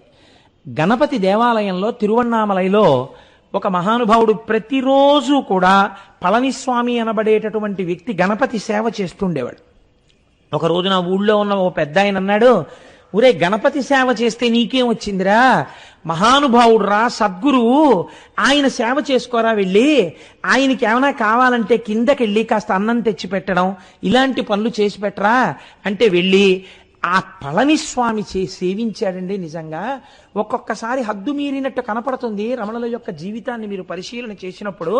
కానీ నిజంగా మరి అంత ఆశ్రయించి ఉన్నవాడి ఆనందం దుఃఖం వేరుగా ఉంటాయి. ఎంత సేవించాడో ఆ పళనిస్వామి. ఆ పైన ఉన్నటువంటి విరూపాక్ష గుహలో ఉండేవారు. ఆ విరూపాక్ష గుహలో ఉంటే ఆయన సంతోషంగా ఉన్నారని మీరు అనుకుంటున్నారా? సంతోషం ఇన్ ది సెన్స్ ఆయన ఇప్పుడు సంతోషమే, రాశీభూతమైన ఆనందమే. అక్కడ జటాస్వామి అని ఒక ఆయన ఉండేవాడు. ఆయనకి ఏమిటంటే భగవాన్ రమణులు విరూపాక్ష గుహకు వచ్చిన దగ్గర నుంచి ఈయన నిజమైన జ్ఞాని అని చెప్పి అందరూ ఆయన దర్శనం చేయడానికి వెడుతున్నారని ఆయన కోపం. అక్కడికి వచ్చిన వాళ్ళందరినీ భయపెట్టడానికి ఆయన ఏం చేసేవాడంటే పైన గుహమించి పెద్ద పెద్ద బండలు దొల్లించేవాడు. కొండ కదులుతోంది, బండలు పడుతున్నాయి, చచ్చిపోతామని భయపడి దిగి వెళ్ళిపోతుండేవారు అందరూ. ఆయన ఇలా బండలు దొల్లిస్తుంటే ఒక రోజున రమణ మహర్షి వెనక నుంచి వెళ్ళి చేయి పట్టుకున్నారు. పట్టుకుని ఎందుకు చేస్తున్నావు అన్నట్టుగా సైగ చేసి అడిగారు. అడిగితే వాడు వికటాట్టహాసం చేసి అన్నాడు, వాడనక అంతకన్నా గౌరవం నేను ఇవ్వలేను. వికటాట్టహాసం చేసి అసలు నువ్వు ఏం చేస్తావో చూద్దామని తోశాను బండలు, సరదాకి తోశాను అన్నాడు. సరదాకి తోయడం ఏమిటంటే బండలు ఎవరైనా పడిపోతే, ఇది ఒక విచిత్రమైనటువంటి అలవాటు కొంతమందికి ఉంటుంది. చిత్రంగా 5వ ఫ్లోర్ బాల్కనీలో ఓ ఇంత కుండీ పెడతారు. అది ఏ పిల్లాడో తెలియక తోశాడు అనుకోండి, అదే టైంకి కింద ఎవడన్నా ఉంటే నీ ముచ్చట కిందవాడి ప్రాణం మీదకి వస్తుంది. ఎక్కడేం పెట్టాలో తెలుసుకుని ఉండాలి.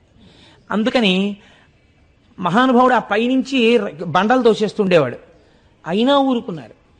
ఇంకొక స్వామి ఉండేవాడు. ఆయన ఏమిటో తెలుసా అండి చిత్రం, ఎవరైనా రమణ మహర్షి దర్శనానికి ఆయన పుచ్చుకున్నది లేదు, ఆయన ఏం మాట్లాడింది లేదు ఎవరితోటి. ఆ కుర్రాడేనా, నేనే ఉపదేశం చేసింది, నేనే ఇంత వాణ్ణి చేసి తీర్చిదిద్దాను, గురుకట్నం ఏదైనా ఉంటే నాకు ఇవ్వండి అని చెప్పి పుచ్చుకుంటుండేవాడు. ఆయన పుచ్చుకుంటుంటే ఈ విషయం రమణ మహర్షి దర్శనానికి వచ్చినటువంటి వాళ్ళందరికీ తెలిసిపోయి ఆఖరికి వాళ్ళందరూ ఓ రోజు నీ మోహన్ నువ్వేం చెప్పావు ఆయనకి, గురువుకి, ఆయన మొదటి నుంచి తపస్సు చేసుకుంటున్నారని నిలదీశారు. నిలదీస్తే ఏమీ మాట్లాడలేదు రమణులు. ఆయన అలాగే కూర్చుని ఉన్నారు గుహలో. అతనికి కోపం వచ్చేసి గబగబా వచ్చి గాండ్రించి అంతమంది మధ్యలో కూర్చున్నటువంటి రమణ మహర్షి యొక్క మొహం మీద ఉమ్మేశారు. ఉమ్మేస్తే ఏమీ అనలేదు భగవాన్. తనకున్నటువంటి తుండుగుడ్డ తీసుకుని ముఖం మీద వేసినటువంటి ఉమ్ము తుడిచేసుకుని కూర్చున్నాడు. అదేమిట్రా అలా ఉమ్మావు అని అనలేదు. కన్నులలో మార్పు లేదు, ముఖంలో మార్పు లేదు, అంతే ఆనందంతో అంతే ప్రసన్నవదనుడై ఆయన కూర్చున్నాడు. ఈ స్వామికి ఏమైందో తెలుసా అండి, కిందకెళ్ళి రైలు ఎక్కాడు ఆయన. కోపం వచ్చి నేను వదిలేస్తున్నాను తిరువన్నామలై, మీ బతుకు ఏమైపోతుందో చూడండి, నేను వెళ్ళిపోగానే తిరువన్నామలై ఎలా ఉంటుందో అని. ఏమైపోతుంది, కొంతమంది చేసే పనులకి ఆ ధూర్తతనానికి అర్థం ఉండదు. అందుకని ఈ ఊరు ఏమైపోతుందో చూడండి అని ఆయన రైలు ఎక్కాడు. రైలు ఎక్కితే ఎదురుగుండా ఏదో నవయవ్వనంలో ఉన్నటువంటి కొత్తగా పెళ్ళైన దంపతులు కూర్చుని ఉన్నారు. నేను స్వామిని అన్న అహంకారం అందుకని చెప్పేసి ఆ పిల్లాడికి ఏదో పని చెప్పాడు. ఈయన చెప్తే అతను ఏదో కొత్తగా పెళ్ళైంది, పెళ్ళంతో సరదాగా ముచ్చట్లలో ఉన్నాడు. అతను లేవలేదు, వెళ్ళకపోతే ఏమిటి ఆ పడుచు పెళ్ళంతో నీకు ముచ్చట్లు, పిచ్చి వేసలేస్తున్నావు, ఎవరు అనుకున్నావు తెలుసా నేను అన్నాడు. ఏంట్రా అక్కడి నుంచి చూస్తున్నాను, ఎవరిని అనుకుంటున్నావు, ఏంటి అస్తమానం ఏంటి పడుచు పెళ్ళంతో కూర్చున్నాడు, నువ్వు అలా కూర్చుంటే కూర్చో, నన్నంటా ఏంటని చెప్పి బూటు తీసి ఇక్కడి నుంచి ఇక్కడ వరకు కొట్టాడు ఆ కుర్రాడు. ఎందుకు కొట్టాడు, పైన ఉమ్మేసి వచ్చాడు ఆయన. ఈశ్వరుడు లేడండి, మహాత్ముల జోలికి వెడితే సజ్జఫలితం వస్తుంది. ఎన్ని జరిగాయో ఇలాగా. మళ్ళీ కొన్నాళ్ళు పోయాకొచ్చాడు ఆయన. వచ్చి రమణ మహర్షిని ఉన్నవారిని ఉన్నట్టు ఎత్తుకుపోయి ఓ బండ మీద కూర్చోబెట్టి, అప్పుడు నేను నీ మీద ఉమ్మేశాను కదా, ఆ కోపం నీకు ఇంకా మనసులో ఉంటే నా మీద ఉమ్మేసేయన్నాడు. అంటే ఆయన ఎప్పటి మాట, ఆయన నవ్వుతూ కూర్చున్నారు. ఆయన ఏమనలేదు. నువ్వు ఇలాగే ఇదిగో ఇది ఇక్కడే వచ్చింది, అన్నింటికీ నవ్వుతావు, నేను నీకు ఉపదేశం చేస్తాను, నిర్వికల్ప సమాధి అంటే ఏమిటో నేర్పుతాను, నువ్వు నేర్చుకో అంటుంటే శిష్యులందరూ వచ్చారు. వస్తే మీకు ఇక్కడ పని లేదు, పెద్ద మనుషులు మాట్లాడుకుంటున్నాం, మీరు వెళ్ళిపోండి అని, నువ్వు నిర్వికల్ప సమాధి, నీకు మంత్రోపదేశం చేస్తాను అది ఇది అంటే ఆయన వద్దనేవారు కాదు.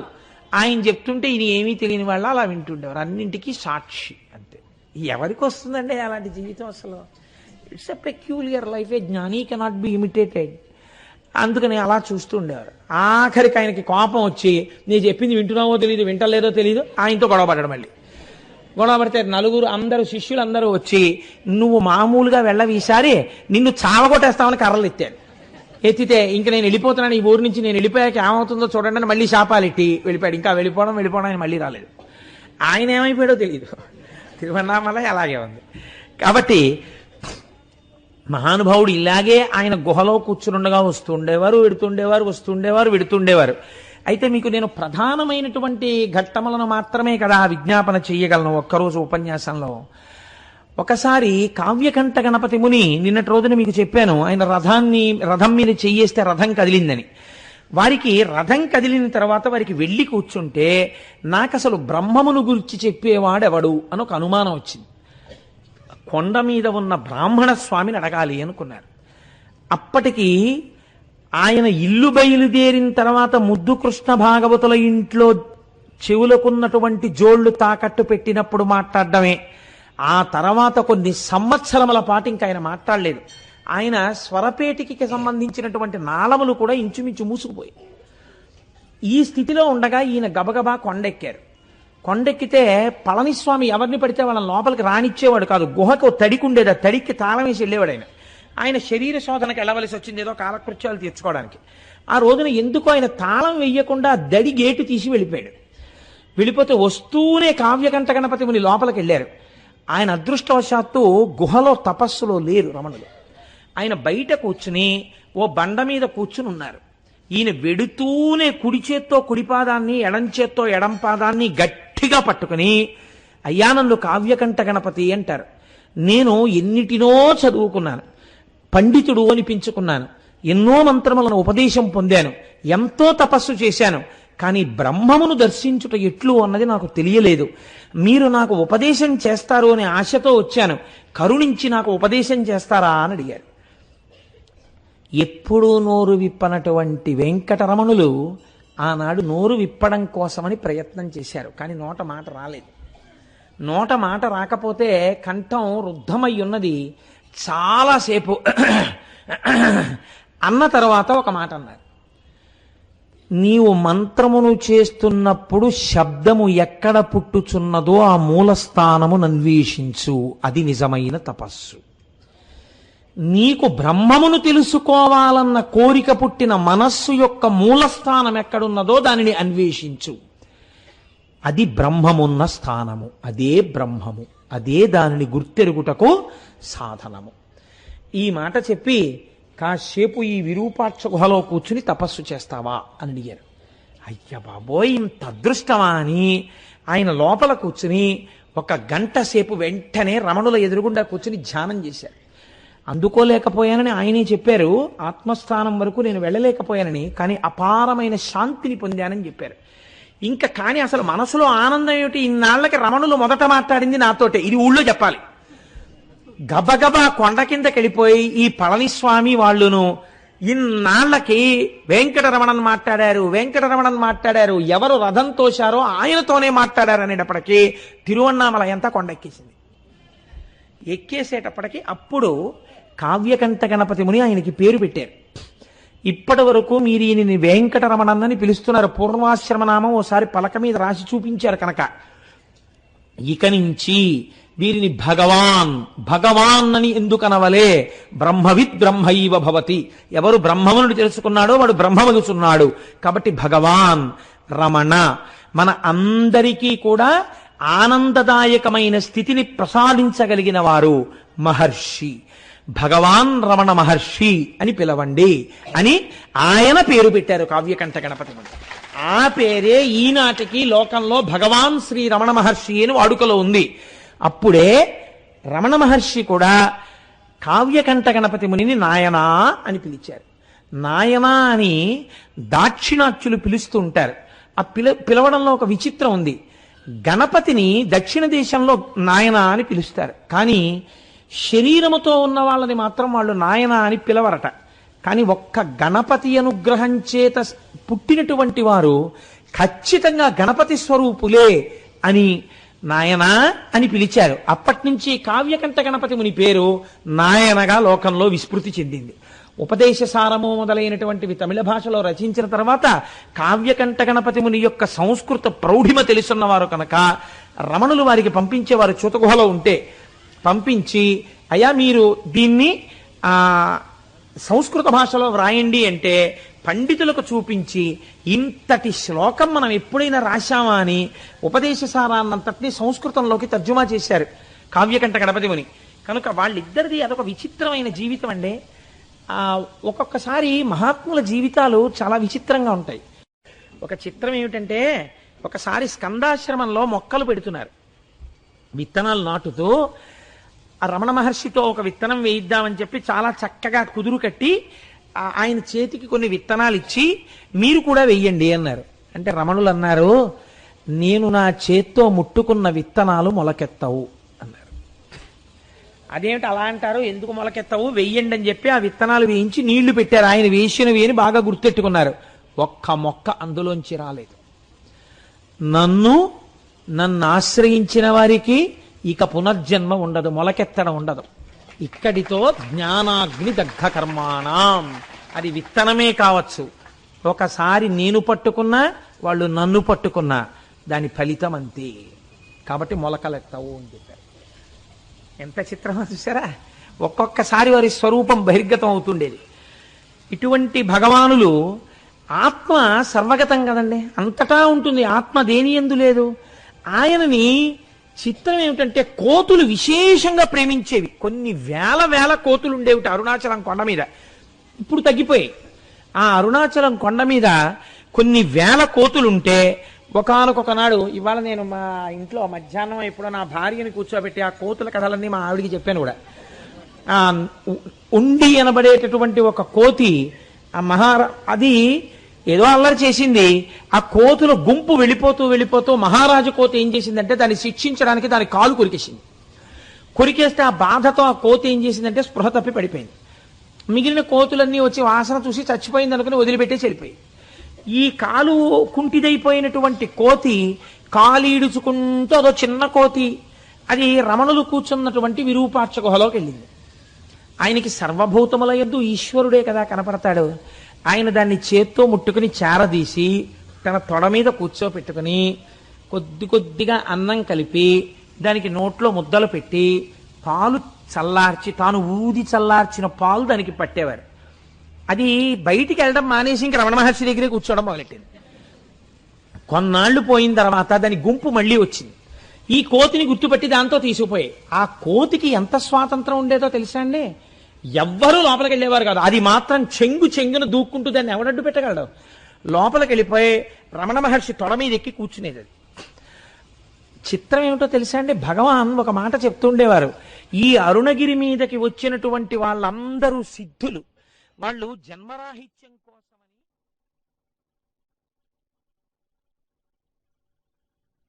అనేవారు. అలా అన్నా సరే ఒకానొక రోజున పళనిస్వామి ఒక కుక్కని పట్టుకుని, చీ కుక్క, అస్తమానం రాకు నువ్వు అని తిట్టారు. అంతే, ఆ కుక్క వెంటనే పరిగెత్తుకుంటూ వెళ్ళి ఓ సరోవరంలో దూకి చచ్చిపోయారు. అంత చిత్రంగా ఉండేవారు. రమణ మహర్షి మీద ఉన్నటువంటి బుక్స్, కామెంటరీస్ చదువుతుంటే మీరు తెల్లబోతారు నిజంగా. ఆయన బ్రహ్మజ్ఞాని, ఆయన తత్వం చూసి. ఆ కోతికి, ఈయన తొడ మీద కూర్చునే అలవాటు ఉన్నటువంటి కోతికి కాలు కొద్దిగా కుంటిదైపోతే బాగు చేయబడినటువంటి కోతి కాబట్టి దాన్ని ఒండికోతి అని పిలిచేవారట. ఆ ఒండికోతి మాత్రం వచ్చేసి రమణ మహర్షి ఒళ్ళో కూర్చునేది. దానికి శుచి శుభ్రత చాలా ఎక్కువట.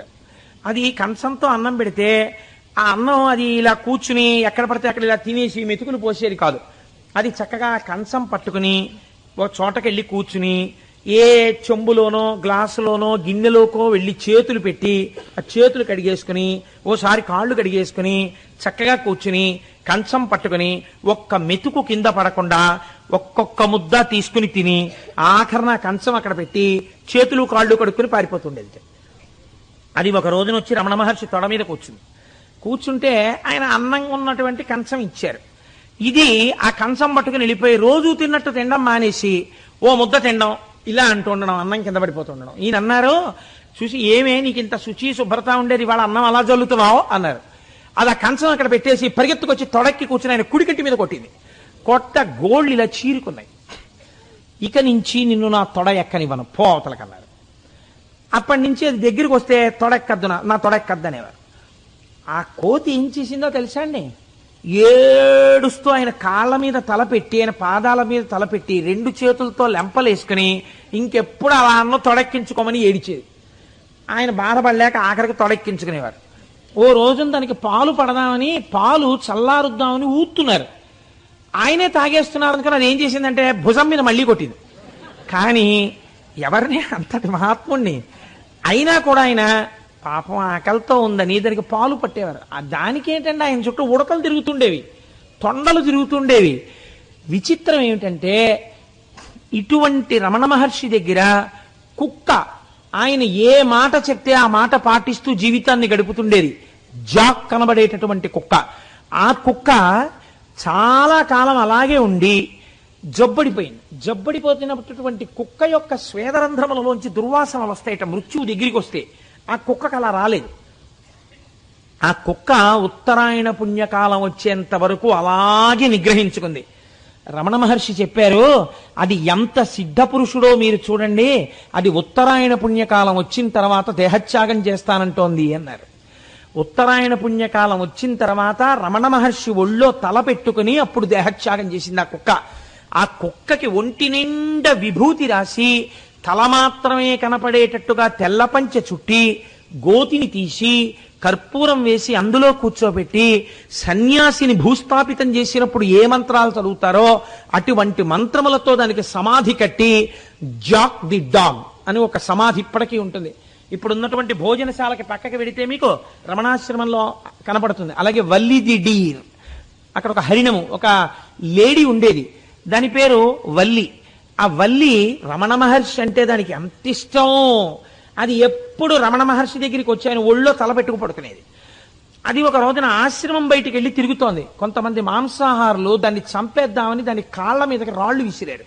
ఒక పెద్ద రాయి దాని కాలుకు తగిలి ఆ కాలు విరిగిపోయింది. విరిగిపోతే దాన్ని పట్టుకుని చంపబోతుంటే ఎవరో చూసి, అయ్యో అది ఆశ్రమంలో ఉన్నటువంటి జింక, విడిచిపెట్టమన్నారు. అది వచ్చి అలాగే జబ్బడిపోయి అలాగే రమణుల యొక్క ఒడిలో తల పెట్టుకుని ప్రాణం విడిచిపెట్టింది.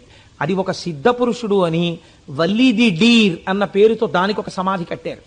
మీరు ఇప్పటికీ ఈ రమణాశ్రమంలో భోజనాలు చేసేటటువంటి దాని పక్కన ఇవన్నీ మీకు కనపడతాయి. అలాగే లక్ష్మి, అసలు నాకు దాని గురించి చదువుతుంటే మాత్రం చాలా ఆశ్చర్యంగా ఉంటుంది. ఏమిట్రా వీటి అదృష్టం, మనకి ఎంత పుణ్యం చేసుకున్నాయిరా ఇవి అనిపిస్తూ ఉంటుంది. ఆ ఆవుని ఆశ్రమానికి తీసుకొచ్చిన కొత్తల్లో ప్లేగ్ వ్యాధి వచ్చి చిరుతపులులు తిరుగుతుండేవి తిరువണ്ണామలైలో. చిరుతపులులు తిరుగుతున్నాయని భయపడి అసలే అది చూడుతో ఉన్న ఆవుని దాన్ని ఊరు పంపించేశారు.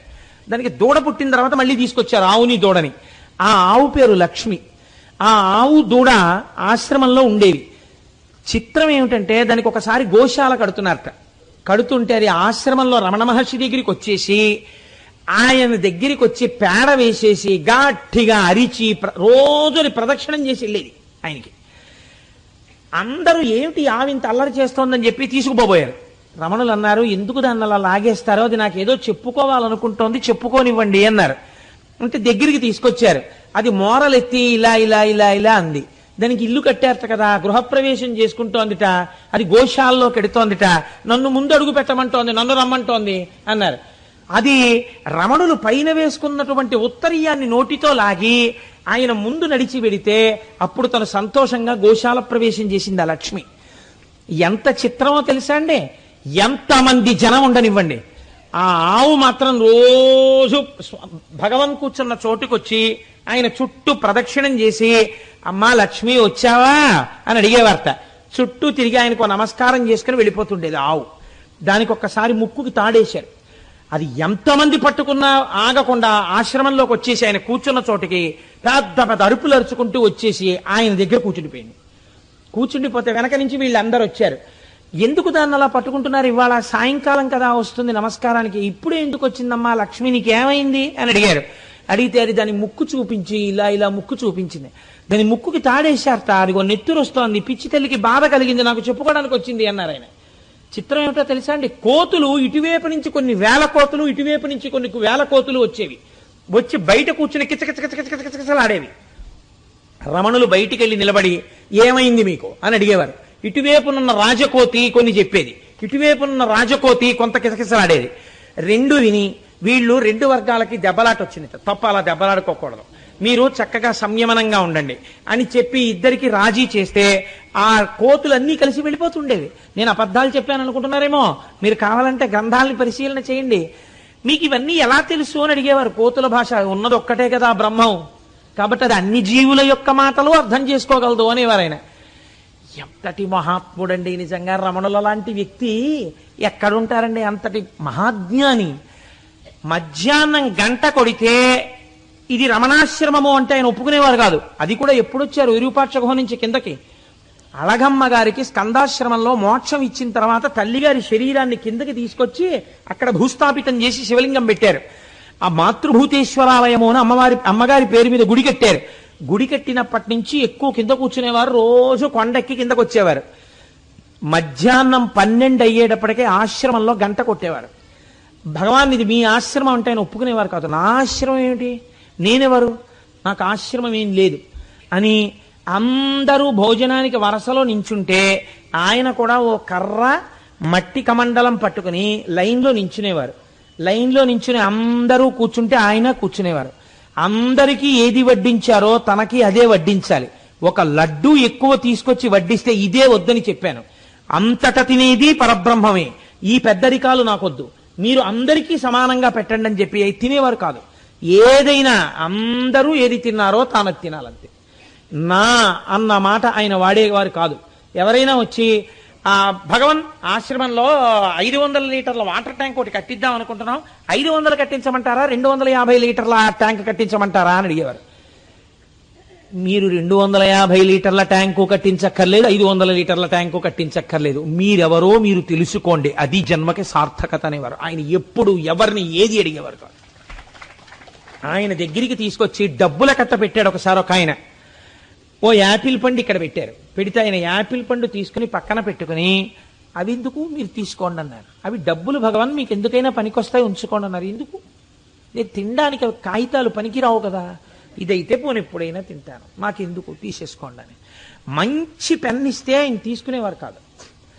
మంచి పెన్ ఇచ్చాను భగవాన్ ఏం చేశారని మీరు రేపు అడుగుతారు, మాకెందుకు, మీరు ఉంచుకోండి అని ఇచ్చేసేవారు. ఎప్పుడూ ఒక మట్టి పిడత, ఓ కర్ర, అంతే. నా అన్న వస్తువు ఆయనకి లేదు. ఆయన ఎన్నడూ ఎవరినీ నాకు ఇది ఇవ్వండి అని అడగలేదు జీవితంలో. ఆయన గురించి విశ్వనాథ సత్యనారాయణ గారు సూర్య నాగమ్మ గారి లేఖలకు ముందు మాట రాస్తూ ఒక విచిత్రమైన మాట వాడారు. అందరికీ కనీసం దుప్పటి అన్నా ఉంటుంది, రమణులకు ఏమిటో తెలుసా అండి, ఓ తువ్వాలు కంఠానికి చుట్టుకు పడుకునేవారు. కంఠానికి చుట్టుకుంటే వెచ్చగా ఉంటుందనేవారు. అందరూ ఒంటికి దుప్పటి కప్పుకుంటారు, రమణ మహర్షికి కంఠానికి గుడ్డ చుట్టుకోవడం ఏమిటో అని విశ్వనాథ సత్యనారాయణ గారు ముందు మాట రాశారు. కాబట్టి అంతటి బ్రహ్మజ్ఞాని. నాకు ఇది లేదన్న మాట ఆయన ఎప్పుడూ అనలేదు. నేను సమస్తము నిండిపోయి ఉంటే నాకు లోటు ఏమిటి, నాకు కొరత ఏమిటి అనేవారు ఆయన. అటువంటి మహాపురుషుడైనటువంటి వ్యక్తి తన దగ్గరకు వచ్చినటువంటి వారికి అద్భుతమైనటువంటి ఉపదేశాలంటే ఆయన అందరితో మాట్లాడేవారు కాదు, ఎప్పుడూ మాట్లాడేవారు కాదు, ఎప్పుడూ మౌనమే ఆయన జీవితం. నీలో ఉన్నటువంటి అహంస్ఫురణ ఎక్కడ నుంచి వస్తోందో తెలుసుకో, ఇదే ఆయన జీవితం యొక్క సందేశం. ఏదైనా నేనంటుంటావు, అసలు ఆ నేనన్నది ఎక్కడ పుడుతోంది, అది నువ్వు నిజమైన నేను, మిగిలిన నేను నిజమైన నేను కాదు, అబద్ధం నేను, అది తెలుసుకో, అందుకొచ్చింది జన్మ అనేవారు. ఇంత పరమ పవిత్రమైనటువంటి జీవితాన్ని గడిపినటువంటి రమణులకి ఎంతటి మహాత్ముడైన శరీరాన్ని విడిచిపెట్టాలి కదా ఒక స్థితిలో. వారికి మోచేతి మీద సర్కోమా అనేటటువంటి వ్యాధి పుట్టింది. అంటే రాచపుండు, క్యాన్సర్. ఆ పుండులోంచి నెత్తురు కారిపోతుండేది. దానికి ఒకసారి ఆపరేషన్ చేసి పైచ్యపెండలో దాన్ని సూర్యుడికి ఎదురుగుండా పెట్టి ఆ పుండిని కట్టు విప్పి డ్రెస్సింగ్ చేసేవారు. డ్రెస్సింగ్ చేస్తుంటే రక్తం ఇలా కారిపోతుండేది. కారిపోతుంటే అందరూ చూసి భయపడుతుంటే ఆయన అనేవారు, ఏమయ్యోయ్ ఎందుకలా బెంగ పెట్టుకుంటారు, చూశారా ఇది సూర్యచింతామణి, సూర్యకిరణాలు పడితే ఎర్రటి బంగారం పెడుతోంది, ఎర్ర బంగారం ఎలా కారుతోందో చూడండి శరీరంలోంచి అనేవారు తప్ప, అయ్యా మీకు వ్యాధి వచ్చిందిట, పుండు పుట్టిందిట కదా అన్నాడు ఒక ఆయన. నాకు పుండు పుట్టిందా? నాకు పుండు పుట్టదు, పుండుకి పుండు పుట్టింది, ఈ పుండున్నదే బాధించడానికి, ఈ పుండుకో పుండు పుట్టింది, ఈ శరీరానికి పుండు పుట్టింది కానీ నాకు పుండు పుట్టడం ఏమిటి అనేవారు. 3 మార్లో 4 మార్లో ఆపరేట్ చేస్తేనండి మీకు ఒక ఆశ్చర్యకరమైన సంఘటన చెప్తాను. బ్రహ్మజ్ఞాని అంటే ఒకానొక సమయంలో ఆయన ఎప్పుడు కుంపటి ఒక్కటే పెట్టుకునేవారు, అది కూడా శిష్యులు కుంపటి పెట్టేవారు. నాకు ఇందాక గోపాలకృష్ణ గారు ఉపన్యాసం చెప్తూ మాకు ఎప్పుడు పుణ్యం ఇస్తారో గురువుగారు అంటే రమణుల గురికి సంబంధించిన ఒక విషయం జ్ఞాపకానికి వచ్చింది. రమణ మహర్షికి పెద్ద వయసులో కొంచెం మోకాళ్ళ నొప్పులు వచ్చాయి. అందుకని ఆయన ఒకసారి కాళ్ళు చాప కూర్చుంటే ఓ జడ్జి గారు వచ్చి కాళ్ళు పట్టేస్తున్నాడు. పట్టేస్తుంటే ఎందుకు పడుతున్నారు ఆ కాళ్ళని అన్నారు. ఆయన ఎప్పుడు నా కాళ్ళు అనేవారు, ఆ కాళ్ళు ఈ శరీరం అనేవారు. ఆ కాళ్ళని ఎందుకు పడుతున్నారు అని అడిగారు. అడిగితే భగవన్ మీ కాళ్ళు పడితే పుణ్యం కదా అన్నారు. అని ఏదో కాసేపు పట్టి ఆయన కూర్చున్నారు. ఒక్కసారి ఆగండి అని ఆయన కూడా ఇలా పట్టుకుంటున్నారు. పట్టుకుంటుంటే అదేమిటండి మీ కాళ్ళు మీరే పట్టుకుంటారు, మేము పడతాం కదా అన్నారు. ఈ కాళ్ళు పడితే పుణ్యం అన్నారు కదా, అదేదో నేను పుచ్చుకుందామని అన్నారు. కాబట్టి ఆయన ఇప్పుడు కనీసం అటువంటి సేవ కూడా ఆయన పుచ్చుకునేవారు కాదు. అటువంటి రమణ మహర్షి గురించి చెప్తూ శుభ్రంగా భార్యకి భర్తకి కూడా కేంద్ర ప్రభుత్వంలో రాష్ట్ర ప్రభుత్వంలో ఈశ్వరుడు 2 ఉద్యోగాలు ఇచ్చి నన్ను చతుర్భుజుణ్ణి చేసి 4 చేతుల సంపాదింప చేస్తుంటే ఉన్న 2 పిల్లలకి మంచి చదువు ఈశ్వరుడు ఇస్తే 500 రూపాయల పూజకు కట్టడానికి నాకు తెగులా? ఎందుకో కట్టలేను? ఏదో వంక పెట్టి ఎగదోస్తే ఈశ్వరుడు లేడు చూడడానికి? 500 కట్టగలిగిన సమర్థత ఉన్నప్పుడు కట్టడం నా బాధ్యత కనుక కట్టాను తప్ప దానివల్ల నేను మహాత్మున్న పిచ్చి ఆయన గోపాలకృష్ణ గారు నాలో ఏది కనపడినా నేను గొప్పవాడిని అనుకుంటుంటారు. ఆయన హృదయం అటువంటిది కనుక తప్ప 500 కడితే నేను మహాత్ముడిని ఎందుకు అవుతానండి? వారు మహాత్ములు, అటువంటి రమణుల వంటి వారు కనుక చూడండి. ఆయనకి సర్కోమా పుడితే దీనికి పుండు కొయ్యాలనుకుంటున్నారా? దీని పుండు కోసుకోవాలనుకుంటే దీనికి ఎనస్థీషియా అక్కర్లేదు, మీరు ఆ పుండుని కోసుకోవచ్చు, నాకేం అభ్యంతరం లేదని ఎవరు ఆయన ఎనస్థీషియా ఇవ్వకుండా ఆపరేట్ చేసుకోమన్నారు. విచిత్రం ఏంటంటే ఆయన వచ్చిన తర్వాత ఇంకా తిరువణ్ణామలై విడిచిపెట్ల ఆపరేషన్ థియేటర్ కంప్లీట్ గా చెన్నై నుంచి తిరువణ్ణామలై తీసుకొచ్చి తిరువణ్ణామలైలో ఫిక్స్ చేశారు. ఫిక్స్ చేసి ఆయనకు ఆపరేషన్ చేశారు. చేసిన తర్వాత ఒక విచిత్రం జరిగింది. ఆయనకి బాగా వేడి తగిలితే మంచిదని హీటర్స్ తీసుకొచ్చి చుట్టూ పెట్టారు, ఒక గదిలో పెట్టి అందరూ ఆయన డిస్టర్బ్ చేయకండి, ఎవరు లోపలికి వెళ్ళకూడదు అని తలుపులు వేసేసి అందరూ బయటికి వెళ్ళిపోయారు. ఆయన లోపల కూర్చున్నారు. తెల్లవారిన తర్వాత కాసేపు దర్శనం చేసుకొస్తామని చెప్పి ముఖ్యమైన వాళ్ళు లోపలికి వెళ్ళారు. అందులో బాగా భక్తి ఉన్న ఒక తల్లి సూరి నాగమ్మ గారని ఆవిడ చూశారు. చూసేటప్పటికి ఒళ్ళంతా దద్దుర్లెక్కిపోయింది, ఎర్రటి తట్లు తీరిపోయి పండు విడిపోయినట్టు విడిపోతోంది శరీరం. అసలు ఆ బాధ వేరొకడు తట్టుకోలేడు. ఆయన్ని అడిగింది ఆవిడ, ఎందుకు అలాగా మీకు ఏమిటి ఒళ్ళంతా అన్ని దద్దుర్లెక్కిపోయింది ఏంటి అని అడిగారు.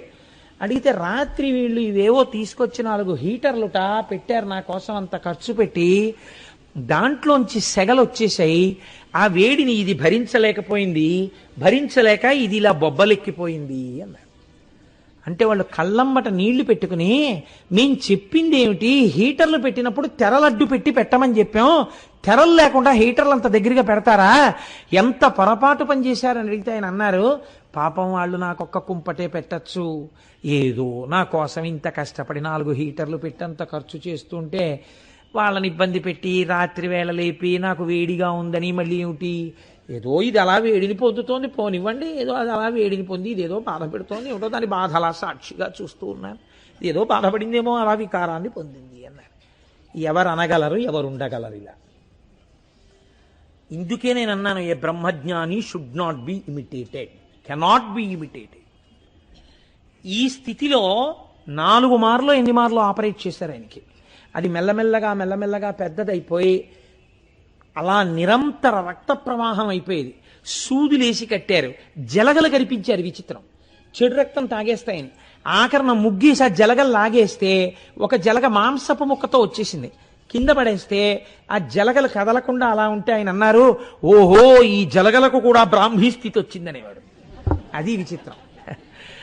104 జ్వరం వచ్చి సోఫా మించి లేవలేక తడబడిపోతుంటే శరీరం, భగవాన్ మీరు పోతారేమోనని మాకు భయంగా ఉందంటే, నేను పోవడానికి చోటు ఎక్కడుంది, నేను అంతటా నిండి ఉన్నాను అనేవారు. అంటే ఆత్మగా ఇది పడిపోతుందేమో, ఇది పడిపోవడం సహజం, నేనెక్కడికెడతాను, నేను ఇప్పుడు ఉంటాను, అంతటా ఉంటాను. కాబట్టి ఇప్పుడు కూడా రమణులు ఇక్కడ కూడా ఉండి వింటూనే ఉన్నారు, మనందరం చెప్పుకుంటున్నది కదండి. ఈ స్థితిలో మహానుభావుని లేచి పట్టుకోబోయారు కొంతమంది. అప్పుడు కూడా చూడండి ఆయన ఉపదేశం ఎంత చిత్రంగా ఉంటుందో. మీరు నన్ను పట్టుకోబోయే ప్రయత్నంలో నన్ను పడేస్తారు. ఇది నటరాజస్వామి తాండవం చేస్తోంది. 104 జ్వరంతో ఒళ్ళు తూలిపోతుంటే, అబ్బో దీనికి నటరాజ తాండవం అబ్బినదే అన్నారు ఆయన. తప్ప 104 జ్వరంతో ఇది వేగిపోతోంది అనలేదు ఆయన. ఇంకా ఆశ్చర్యకరమైన సంఘటన మీకు చెప్పనండి. కన్నీళ్లతో రాసుకున్నారు సూర్యనాగమ్మ గారు. సూర్యనాగమ్మ గారి జీవితం ఒక విచిత్రమైన జీవితం. నాకైతే అనిపిస్తుంది, సూర్యనాగమ్మ గారు లేకపోతే రమణ మహర్షి అప్పుడప్పుడు మాట్లాడిన మాటలు మనకు తెలిసి ఉండేవి కావు. ఆవిడ ఆశ్రమంలో ఏ రోజు జరిగిన విషయం ఆ రోజు అన్నగారికి ఉత్తరం రాసి పోస్ట్ చేస్తే అవే సూర్యనాగమ్మ గారి లేఖలోని కొన్ని వాల్యూమ్స్గా పబ్లిష్ అయ్యాయి. దానివల్లే మనకి ఎన్నో విషయాలు తెలుస్తుంటాయి, భగవాన్ ఎప్పుడేం మాట్లాడారు. చిత్రం ఏమిటంటే, సూర్యనాగమ్మ గారు 9వ ఏట తండ్రి చచ్చిపోయారు, 10వ ఏట తల్లి చచ్చిపోయారు, 11వ ఏట పెళ్లి చేశారు, 12వ ఏట భర్త చచ్చిపోయారు. చచ్చిపోతే ఆ రోజుల్లో ఉన్న కట్టుదిట్టమైన ఏర్పాటుకి ఆవిడికి ఒక చాప వేసి మంచం మీద పడుకోకూడదని సూర్యకిరణములు తగలనటువంటి ఒక గదిలో పెట్టారు, ఒక చీకటి గదిలో. ఆవిడ చాప మీద పడుకుని ఉండేవారు.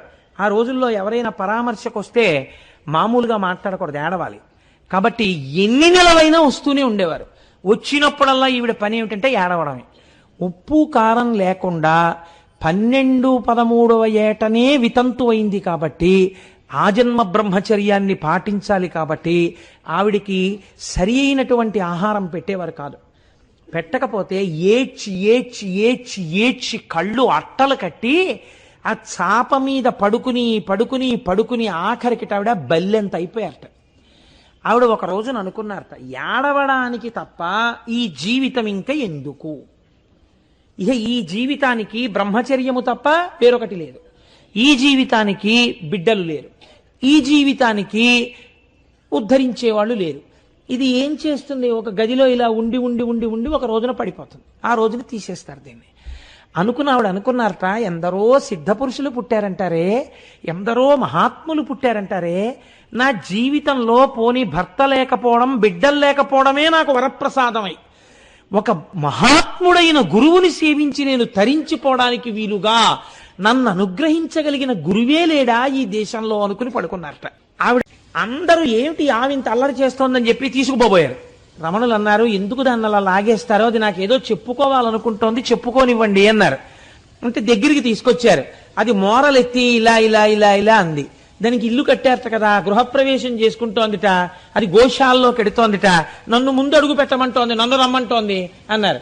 అది రమణులు పైన వేసుకున్నటువంటి ఉత్తరీయాన్ని నోటితో లాగి ఆయన ముందు నడిచి వెడితే అప్పుడు తను సంతోషంగా గోశాల ప్రవేశం చేసింది ఆ లక్ష్మి.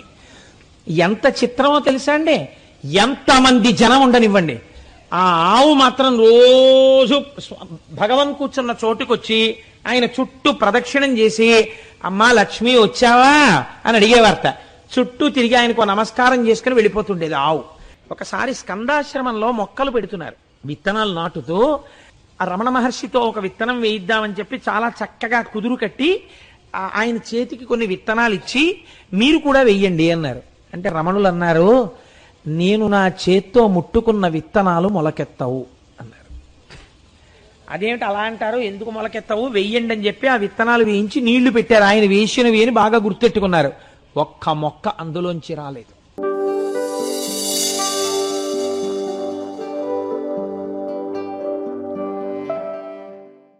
నేను మీకు ఒక విషయాన్ని నివేదన చేస్తాను. రమణుల గురించి వినేటప్పుడు కేవలం దాన్ని ఒక కథాంశంగా వినేటటువంటి ప్రయత్నాన్ని చెయ్యకండి. మహాపురుషుల యొక్క జీవితాలు చదువుతున్నప్పుడు, మహాపురుషుల యొక్క జీవితాలకి సంబంధించినటువంటి ఘట్టములను వినేటప్పుడు మీరు ఒక కొత్త కోణంలో దాన్ని వినవలసి ఉంటుంది. రమణులు మహాజ్ఞాని. మీరు వారి గురించి ఇప్పుడు నేను చెప్తుండగా వారి జీవితం గురించి విందురు గాని. రమణుల జీవితంలా కోట్ల మంది జీవితాల్లో ఒక్కరి జీవితం కూడా ఉండదు. ఆయనకి 17వ ఏట ఎటువంటి భావన కలిగిందో అటువంటి భావనతో వారి శరీరమును విడిచిపెట్టేంత వరకు ఉన్నారు. ఒక జ్ఞాని గురించి విని మీరు పరవశం పొందాలి. జ్ఞాని చేసినటువంటి బోధని మీరు పట్టించుకోవాలి తప్ప రమణ మహర్షి గురించి మీరు విని, రమణ మహర్షి గురించి చదువుకుని మీరు రమణ మహర్షిలా ఉందామని అనుకుంటే బాగా జ్ఞాపకం పెట్టుకోండి, జీవితం పాడైపోతుంది. అలా చేయరాదు. నేను ఎందుకు ఈ మాట ముందు చెప్తున్నానంటే చాలామంది జీవితాలు ఇలాగే అయోమయం చేసుకుంటారు. మహాపురుషులను మీరు అనుకరించరాదు. మీరు మహాపురుషులు అయిపోయిన తర్వాత మీ నడువుడి ఒకలా ఉంటుంది, మీ ప్రయత్నం అక్కర్లేదు. మీ అంతటా మీరు మహాపురుషులు అయ్యేంత వరకు మీరు మహాపురుషులను అనుకరించరాదు. 2, అజ్ఞానులను కూడా అనుకరించరాదు. ఈ 2 ఎప్పుడూ జీవితంలో బాగా జ్ఞాపకం పెట్టుకోండి. మహాపురుషుడి యొక్క జీవితాన్ని ఎందుకు మీరు చదవాలి అంటే అది చదవడం చేత ఈశ్వరుడి యొక్క అనుగ్రహం కలుగుతుంది.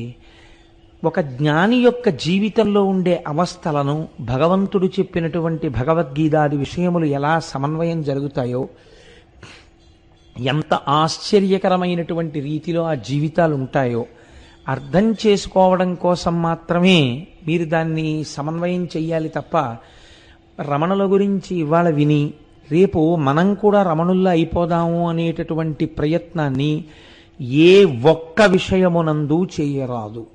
అలా చేస్తే నేను మళ్ళీ హెచ్చరిక చేస్తున్నాను, జీవితాలు అయోమయావస్థకి గురి అవుతాయి. అటువంటి పని ఎప్పుడూ చేయరాదు.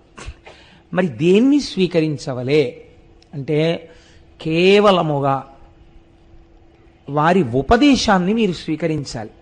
ఆ జీవితములో ప్రతిపాదింపబడినటువంటి సత్యాన్ని మీరు స్వీకరించాలి.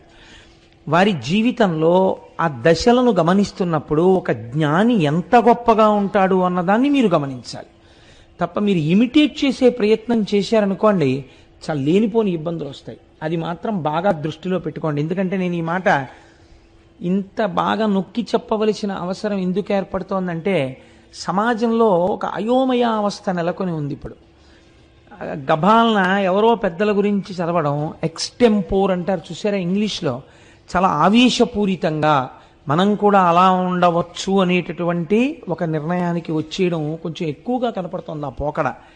అలా ఉండకూడదు.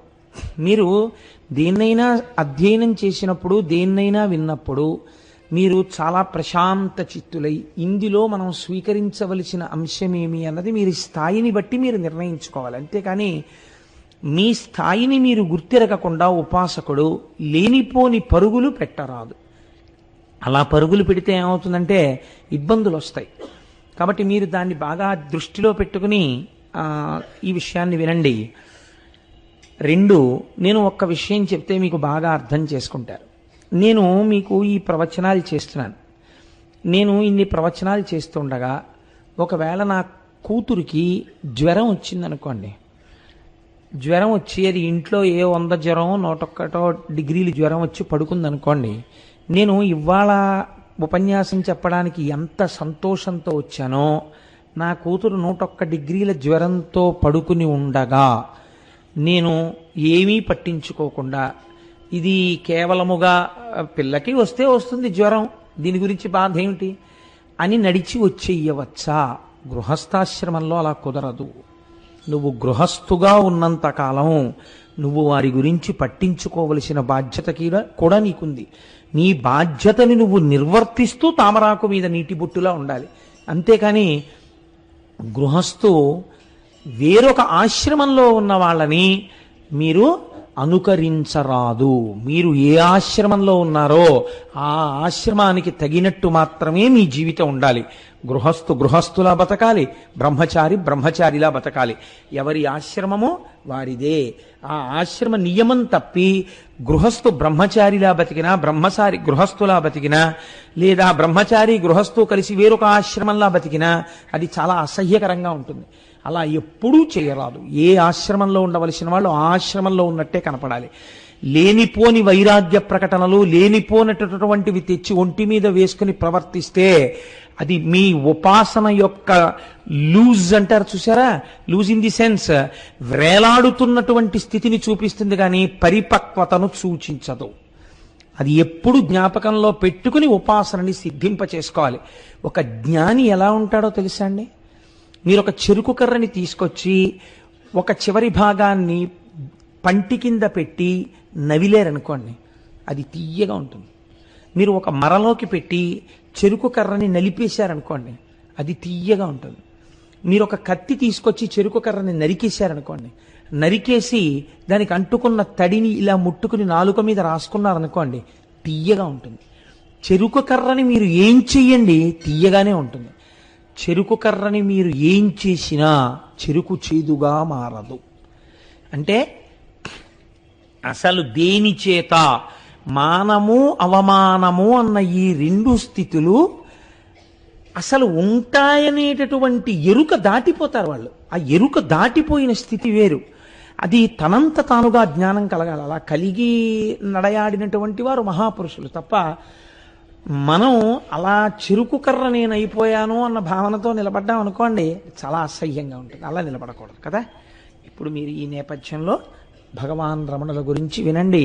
ఎంత అద్భుతమైన జీవితమో, ఎటువంటి మహాజ్ఞానో మీరు అర్థం చేసుకుని వారికి నమస్కరించి మనం ఎప్పుడు ఏం కోరాలంటే, వారు ఏది అనుభవించి ఏది బోధ చేశారో ఈశ్వర మీ అనుగ్రహము చేత మాకు కూడా అటువంటి జ్ఞానము స్థిరపడుగాక అని మీరు ప్రార్థన చేయవలసి ఉంటుంది. ఇప్పుడు మీరు రమణుల యొక్క జీవితాన్ని ప్రస్తావన చేస్తాను. సావధాన చిత్తులై అవధరించండి. చిదంబరం క్షేత్రం మీకందరికీ తెలుసున్నటువంటి క్షేత్రం. అక్కడ స్వామి ఆకాశరూపుడై ఉన్నాడు. నిన్న ప్రస్తావన చేశాను. చిదంబరంలో కదలిక లేకుండా ఉండిపోయేటటువంటి తత్వమున్నటువంటి పరమేశ్వరుడు నటరాజమూర్తిగా వెలిసినాడు. అది ఆర్ధా నక్షత్రంలో వెలిశాడు.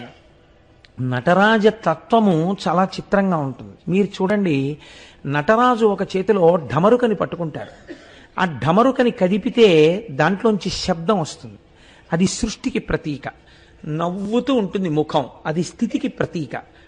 ఒక చేతిలో అగ్నిహోత్రం ఉంటుంది, అది లయకి ప్రతీక. ఒక పాదం ఈ మాయా అనబడేటటువంటి రాక్షసుణ్ణి తొక్కి పెట్టి ఉంటుంది. ఒక పాదం ఇలా పైకి లేచి ఉంటుంది. అంటే బ్రహ్మమును పొందడానికి ప్రయత్నించు అని చెప్తుంటుంది. సృష్టికర్త, స్థితికర్త, ప్రళయకర్త మూడు తానై మీరు పొందవలసినటువంటి బ్రహ్మమును సూచించేటటువంటి స్థితిని చెప్తారు. కాబట్టి నటరాజమూర్తి పరబ్రహ్మమై ఉన్నారు. ఆ నటరాజస్వామి ఆర్ద్రా నక్షత్రంలో చిదంబరంలో ఆవిర్భవించినటువంటి రోజు ఏది ఉన్నదో అటువంటి రోజున మహానుభావుడైనటువంటి రమణ మహర్షి తిరుచుళి, అంటే దాన్ని శాస్త్రము త్రిశూలపురము అని పిలిచాయి పురాణాలు. త్రిశూలపురము అని పిలవబడినటువంటి ఊరిలో వేయించేసి ఉన్నటువంటి మహానుభావుడు, ఆయన్ని భూమినాథేశ్వరుడు అని పిలుస్తారు. పరమశివుణ్ణి సహాయాంబ అని అమ్మవారికి పేరు. అంతే కదండి. నిజానికి ఆయనే ఈ సమస్త సృష్టికి కారకుడు. ఆయనకి సహాయాంబ అంటే అమ్మవారు మాయాస్వరూపిణి అయి సహకరిస్తుంది. కాబట్టి భూమినాథేశ్వరుడు, సహాయాంబ అనేటటువంటి పేర్లతో వెలిసినటువంటి ఆ తిరుచులి గ్రామంలో సుందరయ్యర్ అనబడేటటువంటి ఒక బ్రాహ్మణుడు. ఆయన పరాశర గోత్రీకుడు, పరమ భక్తి తత్పరత కలిగినటువంటి వాడు. ఆయన భార్య పేరు అళగమ్మ గారు. తమిళంలో అళగమ్మ అంటే సొంపైనది, సొంపు కలిగినది అని అర్థం. సొంపు అంటే అందమునకు మారు పేరు. ఆవిడ చాలా సొంపుగా ఉన్నారండి అంటే చాలా అందంగా ఉన్నారండి అని అర్థం. సుందరము అన్న మాట కూడా అందమనే పేరు. సుందరయ్యర్ అంటే అందం, అళగమ్మ అంటే అందం. ఈ రెండు అందాలు కలిస్తే ఒక కొత్త అందం వచ్చింది. ఆ అందం శుభం. శివుడికి మారు పేరు శుభం, శోభనం, సుందరం. ఈశ్వరుడికి కూడా ఆ మీనాక్షి అమ్మవారి యొక్క భర్తగా ఉన్నటువంటి పరమేశ్వరుడికి సుందరేశ్వరుడు అని పేరు. ఆయన సుందరుడే. కాబట్టి సుందర్ అయ్యర్కి, అళగమ్మ గారికి జన్మించినటువంటి సంతానమే 3వ సంతానము భగవాన్ రమణ మహర్షి. వారు జన్మించినప్పుడు యథార్థానికి పురుడు పోసినటువంటి ఆవిడ బాధపడిందట. ఎందుకు బాధపడింది అంటే, ఆడపిల్ల పుడుతుందనుకున్నాను, వరసైనటువంటి వాడు ఒకడు మేనబావ అయ్యేవాడు ఉన్నాడు, ఆడపిల్ల పుట్టలేదు, మగపిల్లాడు పుట్టాడు, మొట్టమొదట పుట్టినటువంటి ఆడపిల్లేమో శరీరాన్ని వదిలిపెట్టేసింది, ఆడపిల్ల కాలేదే అని బాధపడిందట. ఆవిడికి కళ్ళు లేవు, అంధురాలు ఆవిడ. పురిట్లో సాయం చేశారు బంధువు. ఆ పక్కన పురుడు పోస్తున్నటువంటి పూటకోళ్ళ, ఆ పురుడు పోసేటటువంటి మంత్రసాని అందుట పుట్టిన పిల్లాడు ఎంత అందంగా ఉన్నాడో తెలుసా, బంగారు రంగులో మిరిసిపోతున్నాడు, నొక్కు నొక్కుల జుత్తు, పట్టు కూర్పులా ఎంత జుత్తుందో తెలుసా. ఈ పిల్లాన్ని కానీ నువ్వు చూడగలిగి ఉండి ఉంటే ఆడపిల్ల పుట్టలేదన్న మాట అని ఉండేదానివి కావు, అంత అందగాడు పుట్టాడు అందుట. ఆవిడ ఆ వృద్ధురాలు, సరే అంత అందగాడు పుట్టాడు, మగ పిల్లవాడు పుట్టాడు అని ఆ సమయంలో సంతోషించింది. ఈ పిల్లవాడే, ఈ 3వ కాన్పులో జన్మించినటువంటి పిల్లవాడే రమణ మహర్షి. ఆ తర్వాత ఒక కుమారుడు కలిగాడు, ఆయన పేరు నాగసుందరుడు. ఆఖరణ పుట్టినటువంటి అమ్మాయి పేరు అలమేలు. వారికి కులదైవం వెంకటేశ్వరుడు. కాబట్టి పుట్టినటువంటి పిల్లవాడికి ఏ పేరు పెట్టాలి అని ఆలోచన చేశారు. ఆలోచన చేసి వెంకటేశ్వరుడు అన్న పేరు వచ్చేటట్టుగా వెంకటరమణన్ అని పేరు పెట్టారు. అలా వెంకటరమణన్ అని పేరు పెట్టడానికి ఒక కారణం ఉంది. వీళ్ళ ఇంట్లో ఒకానొకప్పుడు ఒక సాధువు వచ్చి వీధిలో నిలబడి భవతి భిక్షాందేహి అన్నాడు. అంటే ఎప్పుడో వాళ్ళ పూర్వం జరిగినటువంటి కథ ఇది. వాళ్ళు అన్నారు, ఏమయ్యా నీకు భిక్ష కావలసి వచ్చిందా, భిక్ష వెయ్యం పొమ్మన్నారు. అంటే ఆయన అన్నాడు గుమ్మం ముందు నిలబడి, మీరు నేను భిక్షకి వచ్చి మీ ఇంటి ముందు నిలబడిన పరివ్రాజకుడను ఇంత చులకన చేసి మాట్లాడారు కనుక ప్రతి తరంలో ఒకడు మీ ఇంట్లో సన్యసిస్తాడు అని వెళ్ళిపోయారు. అప్పటి నుంచి వాళ్ళ ఇంట్లో ప్రతి తరంలో ఒకరు సన్యాసి అయి వెళ్ళిపోవడం అనేటటువంటిది అలవాటుగా ఉంది. ఈ సుందరయ్యర్ అన్నగారు ఒక ఆయన ఉండేవారు. ఆయన కూడా మహాభక్తుడు. 18 సంవత్సరాలు మాత్రమే వారు మామూలుగా సాంసారికమైనటువంటి జీవనమునందుండి సుఖములను అనుభవించారు. 18వ సంవత్సరం రాగానే వెంకటేశ్వర అయ్యర్ వారి పేరు, వారు సన్యసించి చిదంబరం వెళ్ళి కూర్చున్నారు. ఆయన ఏం చేసేవారోటో తెలుసా అండి, చిదంబరం కొండకి ఎవరైనా ప్రదక్షిణం చేసి రాగానే వారి చెప్పులు అడుగు పుచ్చుకుని